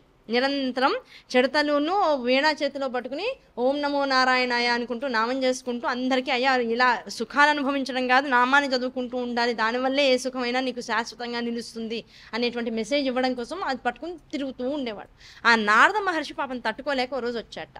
ఏమిటయ్యా రాఘవ, ఇంత బేల పడిపోతున్నావు, ఇంత దుఃఖపడిపోతున్నావు, సీత లేకపోతే ఉండలేవా, అంత దుఃఖపడిపోతావా, దొరుకుతుందయ్యా నీ సీత, ఎక్కడికి వెళ్ళిపోతుందన్నాడు. నాయన తట్టుకునే శక్తి నాకు లేదు స్వామి, సీత పక్కన ఉన్నంతసేపు నేను ఎంత బలవంతుడని నాకు అనిపించిందో, సీత అక్కడ నా పక్కన లేదనేటువంటి విషయం అర్థమైన తర్వాత నా అంత నిస్సత్తువుగా, నా అంత బలం లేనటువంటి వాడిగా, నా అంత ఏమీ రానటువంటి వాడు, ఏమీ తెలియనటువంటి వాడు ఇంక ప్రపంచంలో లేనన్నట్టుగా ఉంది. అసలు నేనేం చదువుకున్నాను, నేనేం సాధించాను జీవితంలో, ఉన్న ఒక్క భార్యకి రక్షణని కూడా ఇవ్వలేకపోతున్నాను. ఇంకా ఏకపత్ని వ్రతుడు అని ఇన్నిసార్లు అంటున్నారు, ఒక్క భార్యను కూడా రక్షించుకోలేని వాడిని నేను. అవునా కదా? అటువంటి వాడిని నేనేం సాధిస్తాను జీవితంలో, కనుక నాకు ఈ జీవితం మీద ఆశ పోతోంది రోజు రోజుకి అని చెప్పాడు. అలా ఆ మాట అనగానే పాప నారదుడికి కూడా కష్టం అనిపించింది. నిజంగా మానవ జన్మనెత్తి నారాయణుడు ఆ మనిషి నిజంగా ఎలా ఉండాలి, భార్య ఎలా ఉండాలో ఆవిడ ఎంత చెప్పకపోతే, ఎంత నిరూపించకపోతే, ఆ భార్య దూరం అయితే భర్త ఎలా ఉండాలో ఈయన ప్రూవ్ చేస్తున్నాడు. ఆ దుఃఖాన్ని ఆయన నుంచి తీసి, ఎలాగో సీత దొరుకుతుంది, సీతమ్మ వారు దొరుకుతుంది, వెళ్తారు, యుద్ధం జరుగుతుంది, ఇదంతా అందరికీ తెలుసు. ఆ జరిగే లోపల జరిగేది ఇంకాస్త దూరం వెళ్ళిపోతుంది అనేటువంటి విషయానికి, తెలియకుండా ఉన్నటువంటి విషయానికి ఈయన మదనపడిపోతున్నాడు లోపల. కనుక ఆయనకి వెంటనే చెప్పాట, నువ్వు ఒక సంకల్పం చేసుకో. ఆ సంకల్పం ఏమిటయ్యా అంటే, నా భార్య నాకు దొరకాలి. ఓకేనా? ఆ దొరికే నిమిత్తం ఇంకొక నెలన్నరలో శరన్నవరాత్రి మొదలవుతుంది, ఆశ్వీజ మాసం వస్తుంది. అప్పటికే నీకు వీలైనంత వరకు టార్గెట్ చేరుకోవడానికి కావాల్సినటువంటి గమ్యస్థానానికి చేరిపోతున్నావు. చేరే లోపల నీకు ఆవేదన పెరిగిపోతుంది, ఇంకా దొరకదేమో, ఇంతేనేమో, ఆల్రెడీ చచ్చిపోయిందేమో సీత, ఇన్ని రకాల భావాలు వస్తున్నాయి. ఆ భావాలన్నీ పక్కన పెట్టేసి, నేను నా భార్య కోసం శరన్నవరాత్రుల్లో నవరాత్రి అనబడేటువంటి వ్రతాన్ని ససంకల్పపూర్వకంగా చక్కగా చేసుకుంటాను. నా భార్య వచ్చిన తర్వాత కూడా ఆవిడతో 3 సంవత్సరాల పాటు ఈ శరన్నవరాత్రులు నేను చేసుకుంటాను అని అమ్మవారికి ముందు నమస్కారం చేసుకో. అది సర్వచైతన్య స్వరూపం. ఆ సర్వచైతన్య స్వరూపం అనుగ్రహం కనుక నీకు కలిగితే, ఆవిడకి దంపతపూర్తంగా అంటే భార్యతో కలిసి నేను ఉత్సవాలు చేస్తానమ్మా, 9 రోజులు కూడా నీకు ఉపచారాలు చేసుకుంటాను, పూజాకల్పాన్ని చేసుకుంటానని నమస్కారం చేసుకో. దానివల్ల నీ భార్య తప్పనిసరిగా నీకు వచ్చేటువంటి అవకాశాలని అమ్మవారు తేలిగ్గా నీకు కనపడేలా చేస్తుందని నారదుల వారు చెప్పారు. అనుకున్నాడు, ఆయన చెప్పడం ఏంటి, మనసులో సంకల్పం కలిగిపోయింది, చేసేస్తాను, నా భార్య కోసం ఏది చేయడానికైనా నేను రెడీగా ఉన్నాను అన్నాడు. సంకల్పం తీసుకున్నాడు. సంకల్పం తీసుకోవడం ఏమిటి, ఆ కిష్కింద వైపుకు వెళ్ళడానికి, ఆ అరణ్యంలోకి, ఆ భాగంలోకి వెళ్ళడం.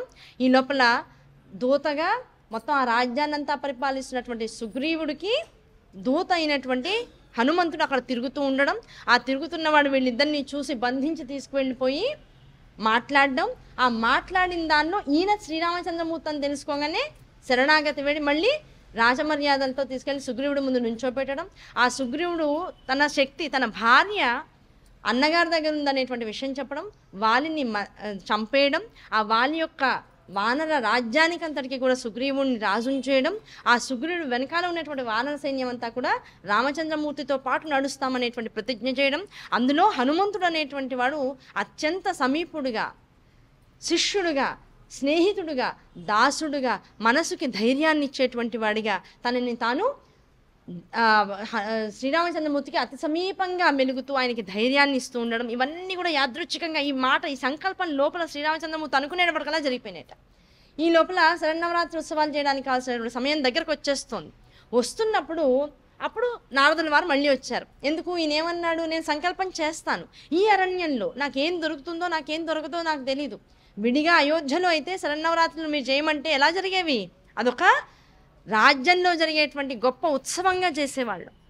కానీ ఇక్కడ నేనున్నది, ఇక్కడ ఎక్కడున్నాను, అరణ్యంలో ఉన్నాను. పుష్పాలు పళ్ళకి లోటు లేదు.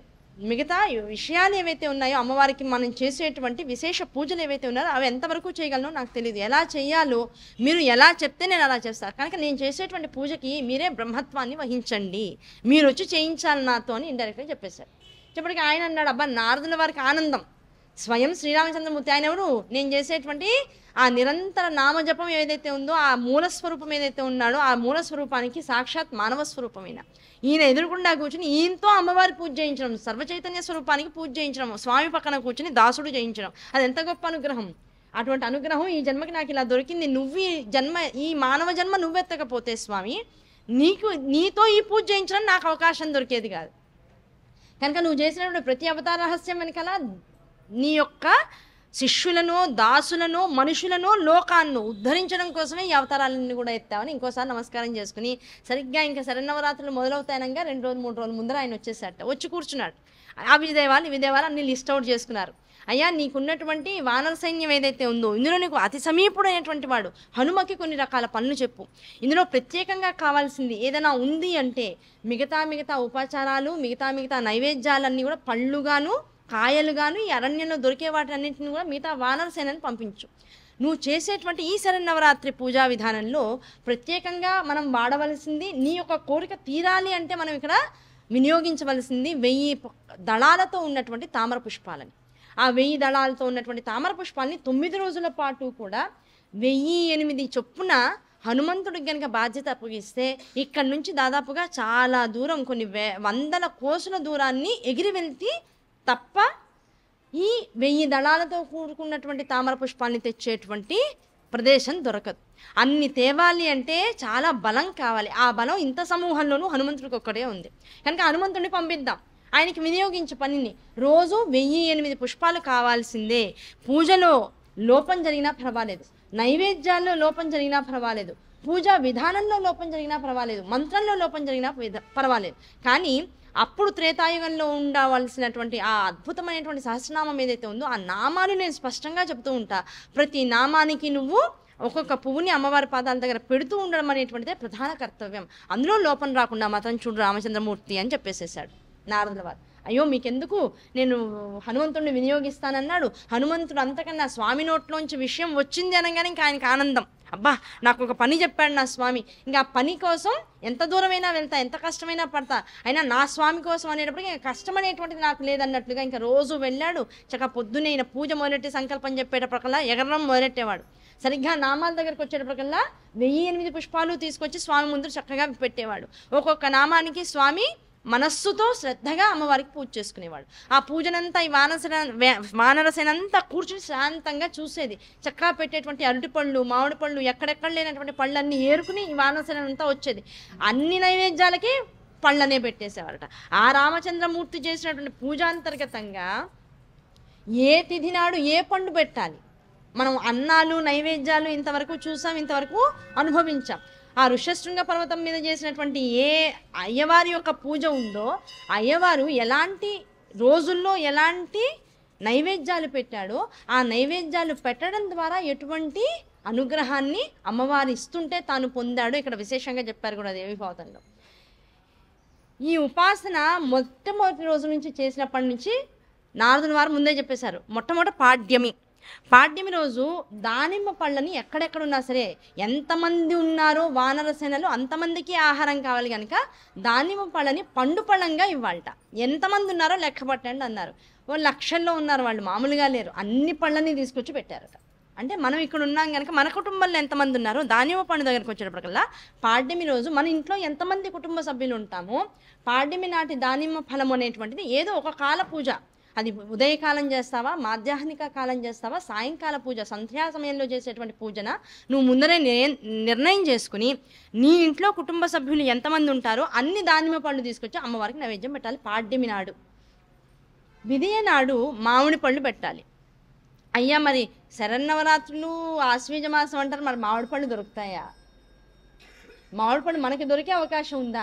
మామిడి పళ్ళు దొరికితే ఇప్పుడు అన్ని కాలాల్లో అన్ని పళ్ళు దొరుకుతున్నాయి కనుక ప్రయత్నం చేయొచ్చు. అది అన్ని చోట్ల దొరుకుతున్నాయి. ఒకవేళ దొరకట్లేదు అనుకున్నట్లయితే ఏదేని తీయటి పండుని, మామిడి పండులా ఉండగలిగేటువంటి రసఫలాన్ని దేన్నైనా సరే అమ్మవారికి విధియ నాడు నైవేద్యం పెట్టాలి. అలాగే తదియ నాడు కదలీఫలం అంటే అరటిపళ్ళని ఎంతమంది కుటుంబ సభ్యులు ఉంటే అన్ని పళ్ళు గుర్తుపెట్టుకోండి. అది పక్కా పళ్ళు మాత్రమే నైవేద్యం పెడతాం. ఒకవేళ ఒక కాలంలో మేము చేసేటువంటి పూజకు అనేటువంటిది ఇది విశేషంగా చెప్తూ వచ్చారు. అలాగే చవితి నాడు కొబ్బరికాయ ఫలంగా, మొత్తం పూర్ణ ఫలంగా కొబ్బరికాయ. అలాగే పంచమి నాడు చెరుకు కట్ చేయించేసి, మొత్తం తొక్క లేకుండా చేయించేసి దాన్ని ముక్కలుగా కట్ చేసి ఒక పళ్ళె నిండా చక్కగా ఇలా రాశిగా అమ్మవారికి పోసి మొత్తం చెరుకు ముక్కలను అమ్మవారికి నైవేద్యం పెట్టాలట. షష్ఠి, సప్తమి, అష్టమి, నవమి అనబడేటువంటి ఈ 4 తిథుల్లోనూ కూడా ఈ ముందు మనం పెట్టినటువంటి నైవేద్యాలు ఏవైతే ఉన్నాయో అవి 2 చొప్పున పెట్టాలట. పాడ్యమి రోజు దానిమ్మ ఒకటే పెట్టాము, విధియ రోజు మామిడి ఒకటే పెట్టాం. ఇప్పుడు షష్ఠి రోజు చేసేటువంటి పూజ రోజున ఒక్క దానిమ్మ పండు, ఒక మామిడి పండు, 2 ఫలాలు రెండింటిని తీసుకొచ్చి 2 తిథుల్లో పెట్టిన దాన్ని తీసుకొచ్చి ఒక తిథి రోజు షష్ఠి, అలాగే ఒక తిథి రోజు సప్తమి రోజు ఇంకో 2 రోజులు పెట్టినటువంటి 2 ఫలాలు, 2 డిఫరెంట్ ఫలాలు పెడుతూ పోవాలి. 5 తిథులు ఒకటే రకమైనటువంటి పళ్ళాన్ని అమ్మవారికి నైవేద్యం పెట్టాలి. షష్ఠి, సప్తమి, అష్టమి, నవమి రోజుల్లో 2 ఫలాలుగా మిక్స్ అండ్ మ్యాచ్ చేసి అమ్మవారికి నైవేద్యంగా పెట్టాలి. కేవలం పళ్ళతో చేసేటువంటి పూజ వల్ల అమ్మ ఏమిస్తుంది? సాత్వికమైనటువంటి గుణ సంపదని లోపల పెరిగేటువంటి అవకాశాన్ని ఇస్తుంది. సాత్విక గుణ సంపద కావాలి అమ్మవారికి. మరి అన్నాలు వండుతున్నాం, దద్దోజనం వండుతున్నాం, పులగం వండుతున్నాం, చిత్రాన్నం వండుతున్నాం, పాయసం చేస్తున్నాం, మరి ఇవన్నీ నైవేద్యం పెడుతున్నాం. రాజసికమైనటువంటి ఉపచారాలు ఇవన్నీ కూడా నైవేద్యాలు. ఈ రాజసిక నైవేద్యాలు పెట్టడం వల్ల ఏమవుతుంది? శరీరం నిలబడుతుంది, ధాతు స్వరూపం పెరుగుతూ ఉంటుంది. ఇదంతా కూడా రాజసిక నైవేద్యాలు. కనుక త్రికాల సంధ్యలలో చేసేటువంటి పూజలు ఏవైతే ఉంటాయో, పొద్దున పూట చేసేటువంటి నైవేద్యం బాలభోగం అని చెప్తున్నాం. ఆ బాలభోగానికి సాత్వికమైనటువంటి నైవేద్యం, అది పండు పెట్టచ్చు, ఏదైనా పెట్టచ్చు. మాధ్యాహ్నిక పూజ దగ్గరకు వచ్చేటప్పటికల్లా రాజసికం అంటున్నాం, కానీ ఆ రాజసికాన్ని రాత్రి పూజ అమ్మవారికి ప్రత్యేకంగా కనుక రాత్రిపూట రాజసిక నైవేద్యాలు, అన్నంతో చేసేటువంటి నైవేద్యాలన్నీ కూడా రాత్రిపూట పెట్టి, మాధ్యాహ్నిక పూజలో తామసికాన్ని తగ్గించగలిగేటువంటి నైవేద్యాలు పెట్టాలి. తామసిక నైవేద్యాలు పెట్టకూడదు. తమస్సు అంటే మనలో ఉన్నటువంటి ఉత్ప్రేరకాలన్నింటినీ తగ్గించగలిగేటువంటి నైవేద్యాలు 3 వడపప్పు, పానకము, కొబ్బరి ముక్కలు, చలిమిడి. కడుపు చలవనిస్తుంది చలిమిడి. మన పిల్లలు చక్కగా ఉంటారు. శరీరానికి ధాతు పుష్టిస్తుంది నానబెట్టినటువంటి పెసరపప్పు. పానకం చైతన్యం పెంచుతుంది, పానకం వల్ల చైతన్యం పెరుగుతుంది. కొబ్బరి ముక్కల వల్ల పదార్థము పాలని శరీరానికి అందిస్తుంది, దానివల్ల కాల్షియం పెరుగుతూ ఉంటుంది. 4ని నైవేద్యం పెట్టామంటే మొత్తం బాడీ నీ నియంత్రణలో ఉంటుంది. అందుకని ఇది సంపూర్ణమైనటువంటి నైవేద్యము. కనుక నైవేద్యంలో తప్పనిసరిగా ఏ రోజు నిత్య పూజలో కూడా, ఏ ఇంట్లో అయితే నిత్య పూజలో అమ్మవారికి నిత్యం పెసరపప్పు, పానకము, చలిమిడి, వడపప్పు, పానకం, చలిమిడి అంటాం, దాన్ని పెట్టకుండా పూజ కంప్లీట్ చేయకూడదు. ఎంత మహానైవేద్యం పెడుతున్నా కూడా తప్పనిసరిగా అవసర నైవేద్యం సమయంలో అవసర నైవేద్యార్థం ఏదో తోయం సమర్పయామి, లేకపోతేనేమో అక్షతాన్ని సమర్పయామి అనేటువంటి దానికి కాకుండా, ఆ అవసర నైవేద్యం వచ్చినప్పుడు తప్పనిసరిగా వడపప్పు, పానకము, చలిమిడి అనే దాన్ని అమ్మవారికి రోజు నైవేద్యం పెడితే మన పిల్లలు ఎక్కడున్నా, ఎంత దూరాభారాల్లో ఉన్నా, చలిమిడి ఎప్పుడు కూడా ఆడపిల్లకి ఎప్పుడు పెడతారు? కడుపు చలవ కోసం పెడతారు, కడుపుతో ఉండంతే పెడతారు. పెళ్లి చేసి అవతలకి పంపిస్తుంటే పెడతాం. అంతకుమించి ఇంకా చలిమిడి ప్రాధాన్యత ఒకటే. పిల్ల బాగుండాలి. దాంతో తల్లి ఏ పిల్లనైతే తల్లి కన్నదో ఆ పిల్ల ఏ ఇంటికి వెళ్తుందో ఆ పిల్లని పంపించేటప్పుడు తల్లికి పెడుతుంది ఆవిడ తల్లి, ఈ కూతురు పెడుతుంది ఈ తల్లి. కడుపు చలవ కోసం మెయిన్గా పెడతాం. మన పిల్లలు ఎక్కడున్నా, ఎంత దూరంలో ఉన్నా, ఎన్ని కష్టాలు పడుతున్నా వాళ్ళకి ఆ కడుపు చలవ అనేటువంటి ప్రసాదాన్ని నిరంతరం అమ్మకి సమర్పించి మనం తింటూ ఉంటే మన పిల్లలు ఆనందంగా, ఆరోగ్యంగా, పూర్ణాయుష్మంతులే, సకల సౌభాగ్యాలతో ఉంటారు. దానికోసం చలివిడి వెనకాల ఇంత ఉందంటే రోజు పెడతాం. మనం పెట్టమా లేదా? పిల్లలు బాగుంటారంటే ఎందుకు పెట్టాం? రోజు పెడతాం. ఎస్, చలివిడి. వడపప్పు వల్ల నీ శరీరం నిలబడుతుంది. వడపప్పుకి ధాతు స్వరూపాన్ని నిలబెట్టగలిగేటువంటి శక్తి ఉంటుంది. కనుక తప్పనిసరిగా రోజు వడపప్పు, పానకము, చలిమిడి నైవేద్యం అవసర నైవేద్యార్థం ఈ 3ని పెట్టి, మహానైవేద్యానికి కాస్త పప్పు వేసినటువంటి అన్నాన్నైనా సరే మహానైవేద్యం అని పైన బెల్లం ముక్క పెట్టి నెయ్యి చుక్క వేసి అమ్మవారికి నైవేద్యం పెట్టచ్చు. నిత్య పూజా విధానంలో ప్రత్యేకంగా మాసాంతర్గతంగా సంవత్సరంలో వచ్చేటువంటి పూజల్లో చేసేటువంటి శరవన్నవరాత్రులు లాంటి నవరాత్రి ఉత్సవాల్లో మాత్రం తప్పనిసరిగా ఒక పూట ప్రసాదం కాస్త ఎక్కువ స్థాయిలో చేసి అమ్మవారికి నైవేద్యం పెట్టాలి. కనుక ఈ 3 ప్రసాదాల్లో స్వామి ఇలాంటి ప్రసాదాలు చేసి చక్కగా నైవేద్యం పెట్టాట. వాళ్ళకి ఏమున్నాయి? తినడానికి వండుకునే పదార్థాల కన్నా చక్కగా కోసుకొచ్చే పదార్థాలే అరణ్యంలో ఎక్కువ దొరుకుతాయి. అలా అరణ్యంలో దొరికేటువంటి పళ్ళనన్నీ తీసుకొచ్చి నారదుల వారు ఏ రోజు ఎలాంటి నైవేద్యం పెట్టమన్నారో ఆ పళ్ళ కోసం వెతికి మొత్తం అరణ్యం అంతా గాలించి వానరసేనంతా కూడా తీసుకొచ్చి పెట్టేదట. కనుక ఇలాంటి తిథులను అనుసరించి పెట్టినటువంటి నైవేద్యం ద్వారా వాళ్ళ మనస్సుల్లో ఉన్నటువంటి కోరిక బాగా తొందరగా తీరిందట. చివరికి ఈ పూజ చేస్తూ ఉన్నటువంటి సమయంలో రోజు సమయం వచ్చేటప్పటికల్లా స్వామి ఆయన వెళ్తున్నాడు. ఎవరు? ఆంజనేయ స్వామి వెళ్తున్నాడు. వెళ్ళి చక్కగా కావాల్సినవన్నీ తీసుకొస్తున్నాడు, స్వామికి అప్పగిస్తున్నాడు, ఆయన పూజ చేస్తున్నాడు. చివరి రోజు నవమి రోజు పూజ వచ్చింది. ఆ నవమి రోజు పూజ వచ్చేటప్పటికల్లా వెళ్ళాడు. రోజులానే వెళ్ళాడు హనుమంతుడు. చక్కగా 1008 పూలు తీసుకొచ్చాడు, మూట కట్టాడు, తీసుకొచ్చాడు, స్వామి ముందర పెట్టాడు. ఒక్కో నామానికి ఒక్కో పుష్పాన్ని పెడుతూ వెళ్తున్నాడు శ్రీరామచంద్రమూర్తి. అన్ని నామాలు వేయి చివరికి 8 నామాలు మిగిలాయి. 1000 పూలు సమర్పించేశాడు. 8 నామాలు మిగిలాయి. ఆ 8 నామాల్లోనూ 6 నామాలు అయ్యేటప్పటికల్లా 6 పుష్పాలు పెట్టేశాడు. ఇంకా మిగిలిన ఎన్ని నామాలు? బుట్ట ఖాళీ అయిపోయింది. రోజు 1008 నామాలకి 1008 పుష్పాలు తెచ్చేటువంటి స్వామి హనుమ ఇవాళ ఎందుకు మర్చిపోతాడు? మర్చిపోడు. 1008 చక్కగా కోసుకొని తీసుకొచ్చాడు. మధ్యలో పడిపోయినాయా హనుమ? వెంటనే నారదుల వారు అడిగాడు. చూసుకోలేదా? సరిగా లెక్క పెట్టలేదా? చివరి రోజు పూజ ఇవాళ. ఈ పూజ రోజున ఇంత పెద్ద తప్పు చేశావా? పాపం హనుమంతుడికి ఏం చేయాలో అర్థం కాలే. స్వామి ఇప్పుడే వెళ్ళి తీసుకొస్తా. నామం అంతసేపు ఆగడానికి వీల్లేదు. రామచంద్ర వారు మౌనంగా లోపల అమ్మవారి నామాన్ని స్మరించుకుంటూ ఉన్నారు. ఏం చేయాలో అర్థం కావట్లా. చివరి 2 నామాలు మిగిలిపోయినాయి. ఆ 2 నామాలకి పుష్పాలు లేవు. ఆ పుష్పాలు లేకపోతే ఇప్పుడు ఏం చేయాలి? ఏం చేయాలి? ఏం చేయాలి? మొత్తం వానరసేన అంతా కూడా దోషిగా హనుమని చూసేస్తున్నారట. నువ్వు తప్పు చేసావు, నువ్వు జాతర లెక్క పెట్టుకుని వచ్చి ఉంటే చక్కగా ఈ పాటికి పూజ అయిపోయేదిగా, ప్రసాదాలు వచ్చేవిగా. వానరసేనకి ఏకాకి ప్రసాదాల మీద దృష్టి. నువ్వు లేట్ చేయడం వల్ల ఇప్పటిదాకా ప్రసాదాలు లేకపోతే నారదుల వారు చక్కగా ఈ పాటికి హారతి ఇప్పించేసేవారు, ప్రసాదాలు చేతిలో పెట్టేసేవారు. ఎవరు ప్రసాదాలు వాళ్ళవి ఇచ్చేదేం లేదు. వానర సైన్యం ముందు పళ్ళాలు వదిలేశారంటే నిమిషంలో ఖాళీ అయిపోతాయి. అవునా కదా? నీ వల్ల ఇంకా మేము ఇక్కడ ఉన్నాం, ఆకలేస్తుంది లోపల, ప్రసాదం రాలా, పువ్వేది పువ్వేది పువ్వేది, ప్రతి వాళ్ళు శూలాలతో గుచ్చేస్తున్నారు. పాపం ఈయనకేం చేయాలో అర్థం కాక శ్రీరామచంద్రమూర్తి పాదాల మీద పడ్డాడు. నాయన, నా వల్ల మళ్ళీ సంవత్సరం దాకా ఇలాంటి అవకాశం మీకు రాదు. ఈ పూజ వలనే అమ్మ దొరుకుతుంది అంటే నా వల్ల మళ్ళీ ఇంకో సంవత్సరం దాకా అమ్మ దొరకదా? లోపల నుంచి దుఃఖం వచ్చేస్తుంది హనుమతికి. అయ్యో, ఇంత పాపం చేశానేమిటి, ఇంత నిష్కృతి లేనటువంటి పాపం నేను ఎందుకు చేయాల్సి వచ్చింది? జాగ్రత్తగానే లెక్క పెట్టి కోసానే, ఎక్కడ తప్పిదం జరగలేదే, కింద ఎక్కడ పడలేదే, వీపు మీద పెట్టుకుని జాగ్రత్త మూటలన్నీ కూడా పెట్టుకుని వచ్చానే, ఆ మూటలు నా శరీరం మొత్తంలో వీపు మీద మధ్యలో ఆ వెన్నుపీసు మీద పెట్టుకుని వచ్చానే, అటు ఇటు పెడితే దొర్లిపోతాయి, నా శరీరం అంత విశాలంగా చేశానే, ఏది చేసినా పువ్వు అయితే కింద పడడానికి అవకాశం లేదే, ఏంటి తప్పు జరిగింది, ఎలా తప్పు జరిగిందని మదనపడిపోతున్నట్ట. వెంటనే రామచంద్రుడి వారు కళ్ళు తెరిచారు. అయ్యా, మీరు నామం చెప్పండి అన్నారు. అయ్యా, పుష్పాలు లేవన్నారు. అయ్యా, మీరు నామం చెప్పండి స్వామి, పుష్పం అదే వస్తుంది అన్నాడు. ఈయన పుష్పము కోసం పుష్పం పెట్టేటువంటి సమయంలో ఏ నామం అయితే చెప్పాలో ఆ నామము నారదుల వారి నోట్లోంచి వచ్చేటప్పటికల్లా కుడికన్ను ఒకటి పీకి అమ్మవారి ముందు పెట్టేశాట. ఇంకా 2వ నామం చిట్ట చివరి నామం వచ్చేటప్పటికల్లా 1008వ నామం వచ్చేటప్పటికి 2వ కన్ను ఎడం కన్ను తీసుకెళ్ళి అమ్మవారి పాదాలను దగ్గర పెట్టేశాట. 2 కళ్ళు ఒక్కసారిగా పీకి అమ్మవారి ముందు పెట్టేటప్పటికల్లా మొత్తం భూదిగంతరాలంతా కూడా ఒక్కసారిగా పెటిల్ అనేటువంటి శబ్దాలు వచ్చి మొత్తం అరణ్యం అంతా కూడా భూమి కంపించేసింట. అలా చేసింది ఎవరు? స్వయం శ్రీరామచంద్రమూర్తి. స్వయం శ్రీరామచంద్రమూర్తి అమ్మవారి పూజకి ఆగడానికి వీల్లేదు. సీత కోసం వేదన లోపల అంతలా ఉంది. పైగా ఇన్నాళ్ల పూజ చేసి చిట్ట చివరి రోజు పూజ దగ్గర ఈ చిన్న వైక్లభ్యం వచ్చేసింది. అది తప్పు అనుకోవడానికి చేసింది ఎవరు? హనుమన్ తప్పు పట్టేటంత శక్తి శ్రీరామచంద్రమూర్తికి లేదు. ఆ తప్పు తప్పుగా కాకుండా ఒక లోకోత్తరమైనటువంటి కార్యంగా మారాలి అంటే ఏం చేయాలి? తనని తాను సమర్పించుకోవడం తప్ప ఇంకో అవకాశం లేదు. జగత్తులో ఉన్నటువంటి ఋషులందరూ కూడా ఈ అరణ్యవాసం మొదలెట్టిన తర్వాత శ్రీరామచంద్రమూర్తి గారి కళ్ళు చూసి, నాయన కలువ పువ్వుల్లా ఉన్నాయి, నాయన పద్మాల్లా ఉన్నాయి, అబ్బా వికసిత వదనం, అసలు ఆ మొహానికి అందమంతా నీ కళ్ళేనైనా, ఆ కళ్ళతో మమ్మల్ని చూస్తూ ఉంటే, మా మీద నీ దృష్టి పడుతూ ఉంటే, అసలు అనంతమైనటువంటి ఆకాశంలో హృదయ పుష్పము మా మనస్సులో మెదిలి, ఆ హృదయ పుష్పంలో ఉన్నటువంటి చల్లదనం అంతా నీ కళ్ళ వల్ల వర్షిస్తూ ఉంటే, ఆ వర్షింపబడుతున్నటువంటి ఆనందాన్ని అనుభవంగా అనుభవిస్తూ ఉన్నటువంటి మా అందరి అదృష్టాలు ఎంత గొప్పవా అని మురిసిపోతూ ఉన్నాం. నీ కళ్ళు పద్మాలతో సమానమైనటువంటివి అని ప్రతి ఆశ్రమంలో ఉన్నటువంటి ఋషి సముదాయం అంతా కూడా స్వామిని ప్రస్తుతిస్తూ ఉండేదట. కనుక కళ్ళు తామరలుగా ఉండడం అనేటువంటి ప్రస్తావన వచ్చినప్పుడు అవి తామరలని వాళ్ళు భావించడం కాదు, ముందు నేను నమ్మాలిగా. అది నమ్మితే అప్పుడు వాళ్ళందరూ మెచ్చుకుంటుంటే, పొగుడుతుంటే, ఏ పొగడ్తనైతే ఆనందంగా స్వీకరించాను, ఇప్పుడు ఆ పొగడ్తని ఉపచారంగా చేయాల్సిందేగా. ఇప్పుడు పొగడ్తలు పెద్దవాళ్ళు ఎందుకు వద్దంటారు?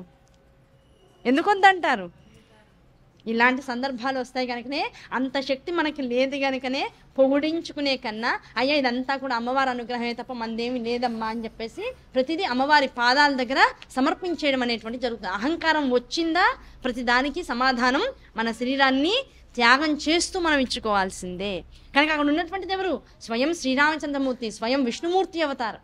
ఆయనకి ఇంకా పద్మాలలాగా మెరిసిపోతున్నటువంటి ఎర్రనైనటువంటి కళ్ళు ఒక్కటే గుర్తొచ్చాయి ఇంకా పుష్పాలంటే. వెంటనే రెండింటిని ప్రకిలించేసి అమ్మవారి పాదాల దగ్గర పెట్టారు. మొత్తం జగత్తంతా కూడా మారుమోగిపోతున్నాయట శబ్దాలు. అది ఏం శబ్దాలో అర్థం కావట్లా. భూమిలో ఏమన్నా కదలికలు వచ్చి మనకేమన్నా భూపాతం వస్తుందా? లేకపోతే ఏమైనా వర్షాలు పడతాయా, మెరుపులు ఏమైనా మెరుస్తున్నాయా, ఇన్ని శబ్దాలు ఎందుకు అవుతున్నాయి? మొత్తం వానరముకంతా కూడా ప్రసాదం గురించి మర్చిపోయి మొత్తం ఈ గుహ బయటికి వెళ్ళి అసలు ఏం జరుగుతుందని చూస్తుందట. ఆ పెటిల్ పెటిల్ అనేటువంటి శబ్దాల్లోంచి చిట్ట చివరికి ఏమైంది, ఆ రామచంద్రమూర్తి ఎక్కడైతే నారదుల వారు కలశ స్థాపన చేయించి అమ్మవారిని పెట్టించారో అందులోంచి మూర్తి వైభవం బయటకు వచ్చింది. అమ్మవారి యొక్క అనుగ్రహ ప్రసారం ఒక మూర్తి వైభవంగా అందులోంచి బయటకు వచ్చేసింట. శ్రీరామచంద్రమూర్తి కూడా అప్పుడున్నటువంటి పరిస్థితులకి మట్టితోనే విగ్రహాన్ని తయారు చేసుకున్నారు. పువ్వులకి లోటు లేదు, పళ్ళకి లోటు లేదు, నైవేద్యాలకి లోటు లేదు కనుక అవన్నీ ఇబ్బంది లేదు. తను చేసుకున్నటువంటి కలశ స్థాపనకు కూడా గట్టివైనటువంటి ఆకుల్ని తీసుకొచ్చి ఆకుల్ని పాత్రలుగా మరిచి ఆ పాత్రలుగా ఉన్నటువంటి ఆకులతో ఉన్నటువంటి వాటితోనే అమ్మవారి యొక్క కలశ స్థాపన చేశాట. ఏ నీళ్ళైతే ఉద్ధరణతో తాను తీసుకోవాలో ఆ ఉద్ధరణకి మళ్ళీ పక్కన ఒక గ్లాసులో నీళ్ళు ఉండాలో, మళ్ళీ మనం అమ్మవారికి ఉపచారాలు చేయడానికి ఏ కలశాన్ని అయితే మళ్ళీ మన దగ్గర నీటి పాత్రతో ముంచుకుని పెట్టుకుంటామో వీటన్నిటిని కూడా ఆకులతో ఉన్నటువంటి సముదాయంతో చక్కగా కలశాలలాగా చేసుకుని వాటిని వాడుకున్నట్ట. ఆకులే అక్కడ ఉద్ధరణలు. అక్కడ నుంచి జలపాతాల్లో వచ్చేటువంటి నీటినంటిని ఒక చోటుకి తీసుకొచ్చి పెట్టుకున్నారు. కనుక ఎక్కడ ఏ పరిస్థితుల్లో ఉంటామో ఆ పరిస్థితుల్లో ఎటువంటి సందర్భాన్ని మనం అనుభవిస్తూ ఉంటామో ఆ సందర్భాల్లో మనకి ఏది సముచితంగా అనిపిస్తుందో ఆ వ్యవహారంతో ఉన్నటువంటి వాటిని ఉపకరించుకుంటూ ఏ ఉపచారమైనా అమ్మవారికి చేయొచ్చు. ఏవీ లేవు కనుక నేను చెయ్యను అనేటువంటి అవకాశం అమ్మవారు నీకు ఇవ్వట్లేదు. కనుక నువ్వు ఎలా కొలిచినా ఆ కొలిచేటువంటి పద్ధతికి ఆవిడ లొంగిపోతుందిట. అలా లొంగిపోయింది. స్వామి చేసినటువంటి పూజా విధానానికి అమ్మవారు లొంగిపోయిందిట. లొంగిపోయి ఏం చేసింది, శ్రీరామచంద్రమూర్తి కళ్ళను సమర్పించేటప్పటికల్లా ఆవిడే స్వయంగా బయటకు వచ్చేసింది. ఆవిడే బయటకు వచ్చేసి ఏం చేసింది, శ్రీరామచంద్రమూర్తికి కళ్ళని ఇచ్చేసింది. ఇవ్వకుండా ఎందుకుంటుంది, అది ఎలాగో మనందరికీ తెలిసిన విషయం. ఎలా ఇచ్చిందిట, నాయన రామచంద్రమూర్తి ఇన్నాళ్ళకి మనుష్యావతారంలో ఉన్నటువంటి నా పుంస్వరూపాన్ని చూడగలిగేటువంటి అదృష్టం నాకు వచ్చింది. ఇప్పుడు నువ్వు పూజ ఎందుకు చేసావు, ఆ సంకల్పం నీలోకి ఎందుకు వచ్చింది, నారదుల వారిదాగా నేను నిన్ను చూద్దాం అనుకున్నాను కనుక వచ్చింది. నీకు అమ్మవారు కనపడట్లేదు కనుక దానికి ప్రతిగా నువ్వేదో పూజ చేస్తే ఆ పూజా ఫలంగా నేను నీకేదో ఇవ్వడం అనేటువంటిది లేదు. ఇప్పటికే అమ్మవారు నీకు దొరుకుతుంది, ఇలా దొరుకుతుంది, దానికి వానసేనంతా నీకు సహాయం చేస్తుంది. తర్వాత నువ్వు లంకకి వెళ్తావు, అక్కడ ఉన్నటువంటి అశోకవనంలో ఉన్నటువంటి సీతను తెచ్చుకుంటావు.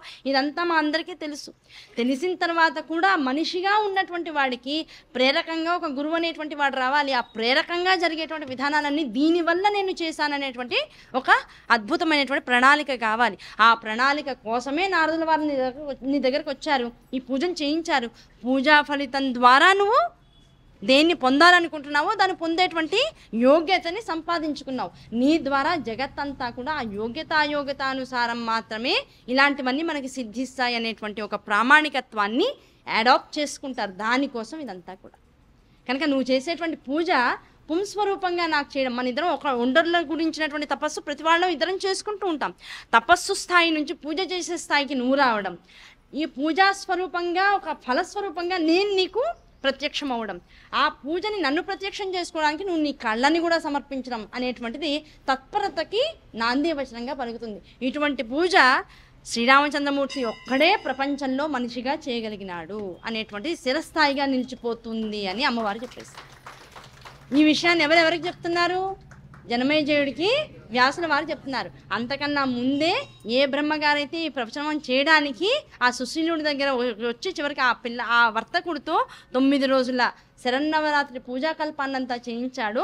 ఆ బ్రహ్మగారు ఇగో శ్రీరామచంద్రమూర్తి ఫలానా కాలంలో ఇలాంటి పూజ చేశాడయ్యా, ఆయనకి ఇగో అనుగ్రహం ఇలా వచ్చింది. అలాంటి పూజ అంటే మట్టితో విగ్రహాన్ని చేసుకోవడం, మట్టితో పూజ చేసుకోవడం, ఉన్న పరిస్థితుల్ని కించపడకుండా యథావిధిగా అమ్మవారికి శ్రద్ధగా పూజ చేసుకోవడం మళ్ళీ నువ్వు చేసావు. ఆయనకి సీతమ్మ వారిని ఐశ్వర్యంగా ఇచ్చింది అమ్మవారు, నీకు మొత్తం నువ్వు అడుగుతున్నటువంటి ఐశ్వర్యాన్ని ఇంట్లో వస్తు రూపంగా, ధాన్య రూపంగా, పుణ్యరూపంగా అమ్మవారు నీకు అందిస్తుంది.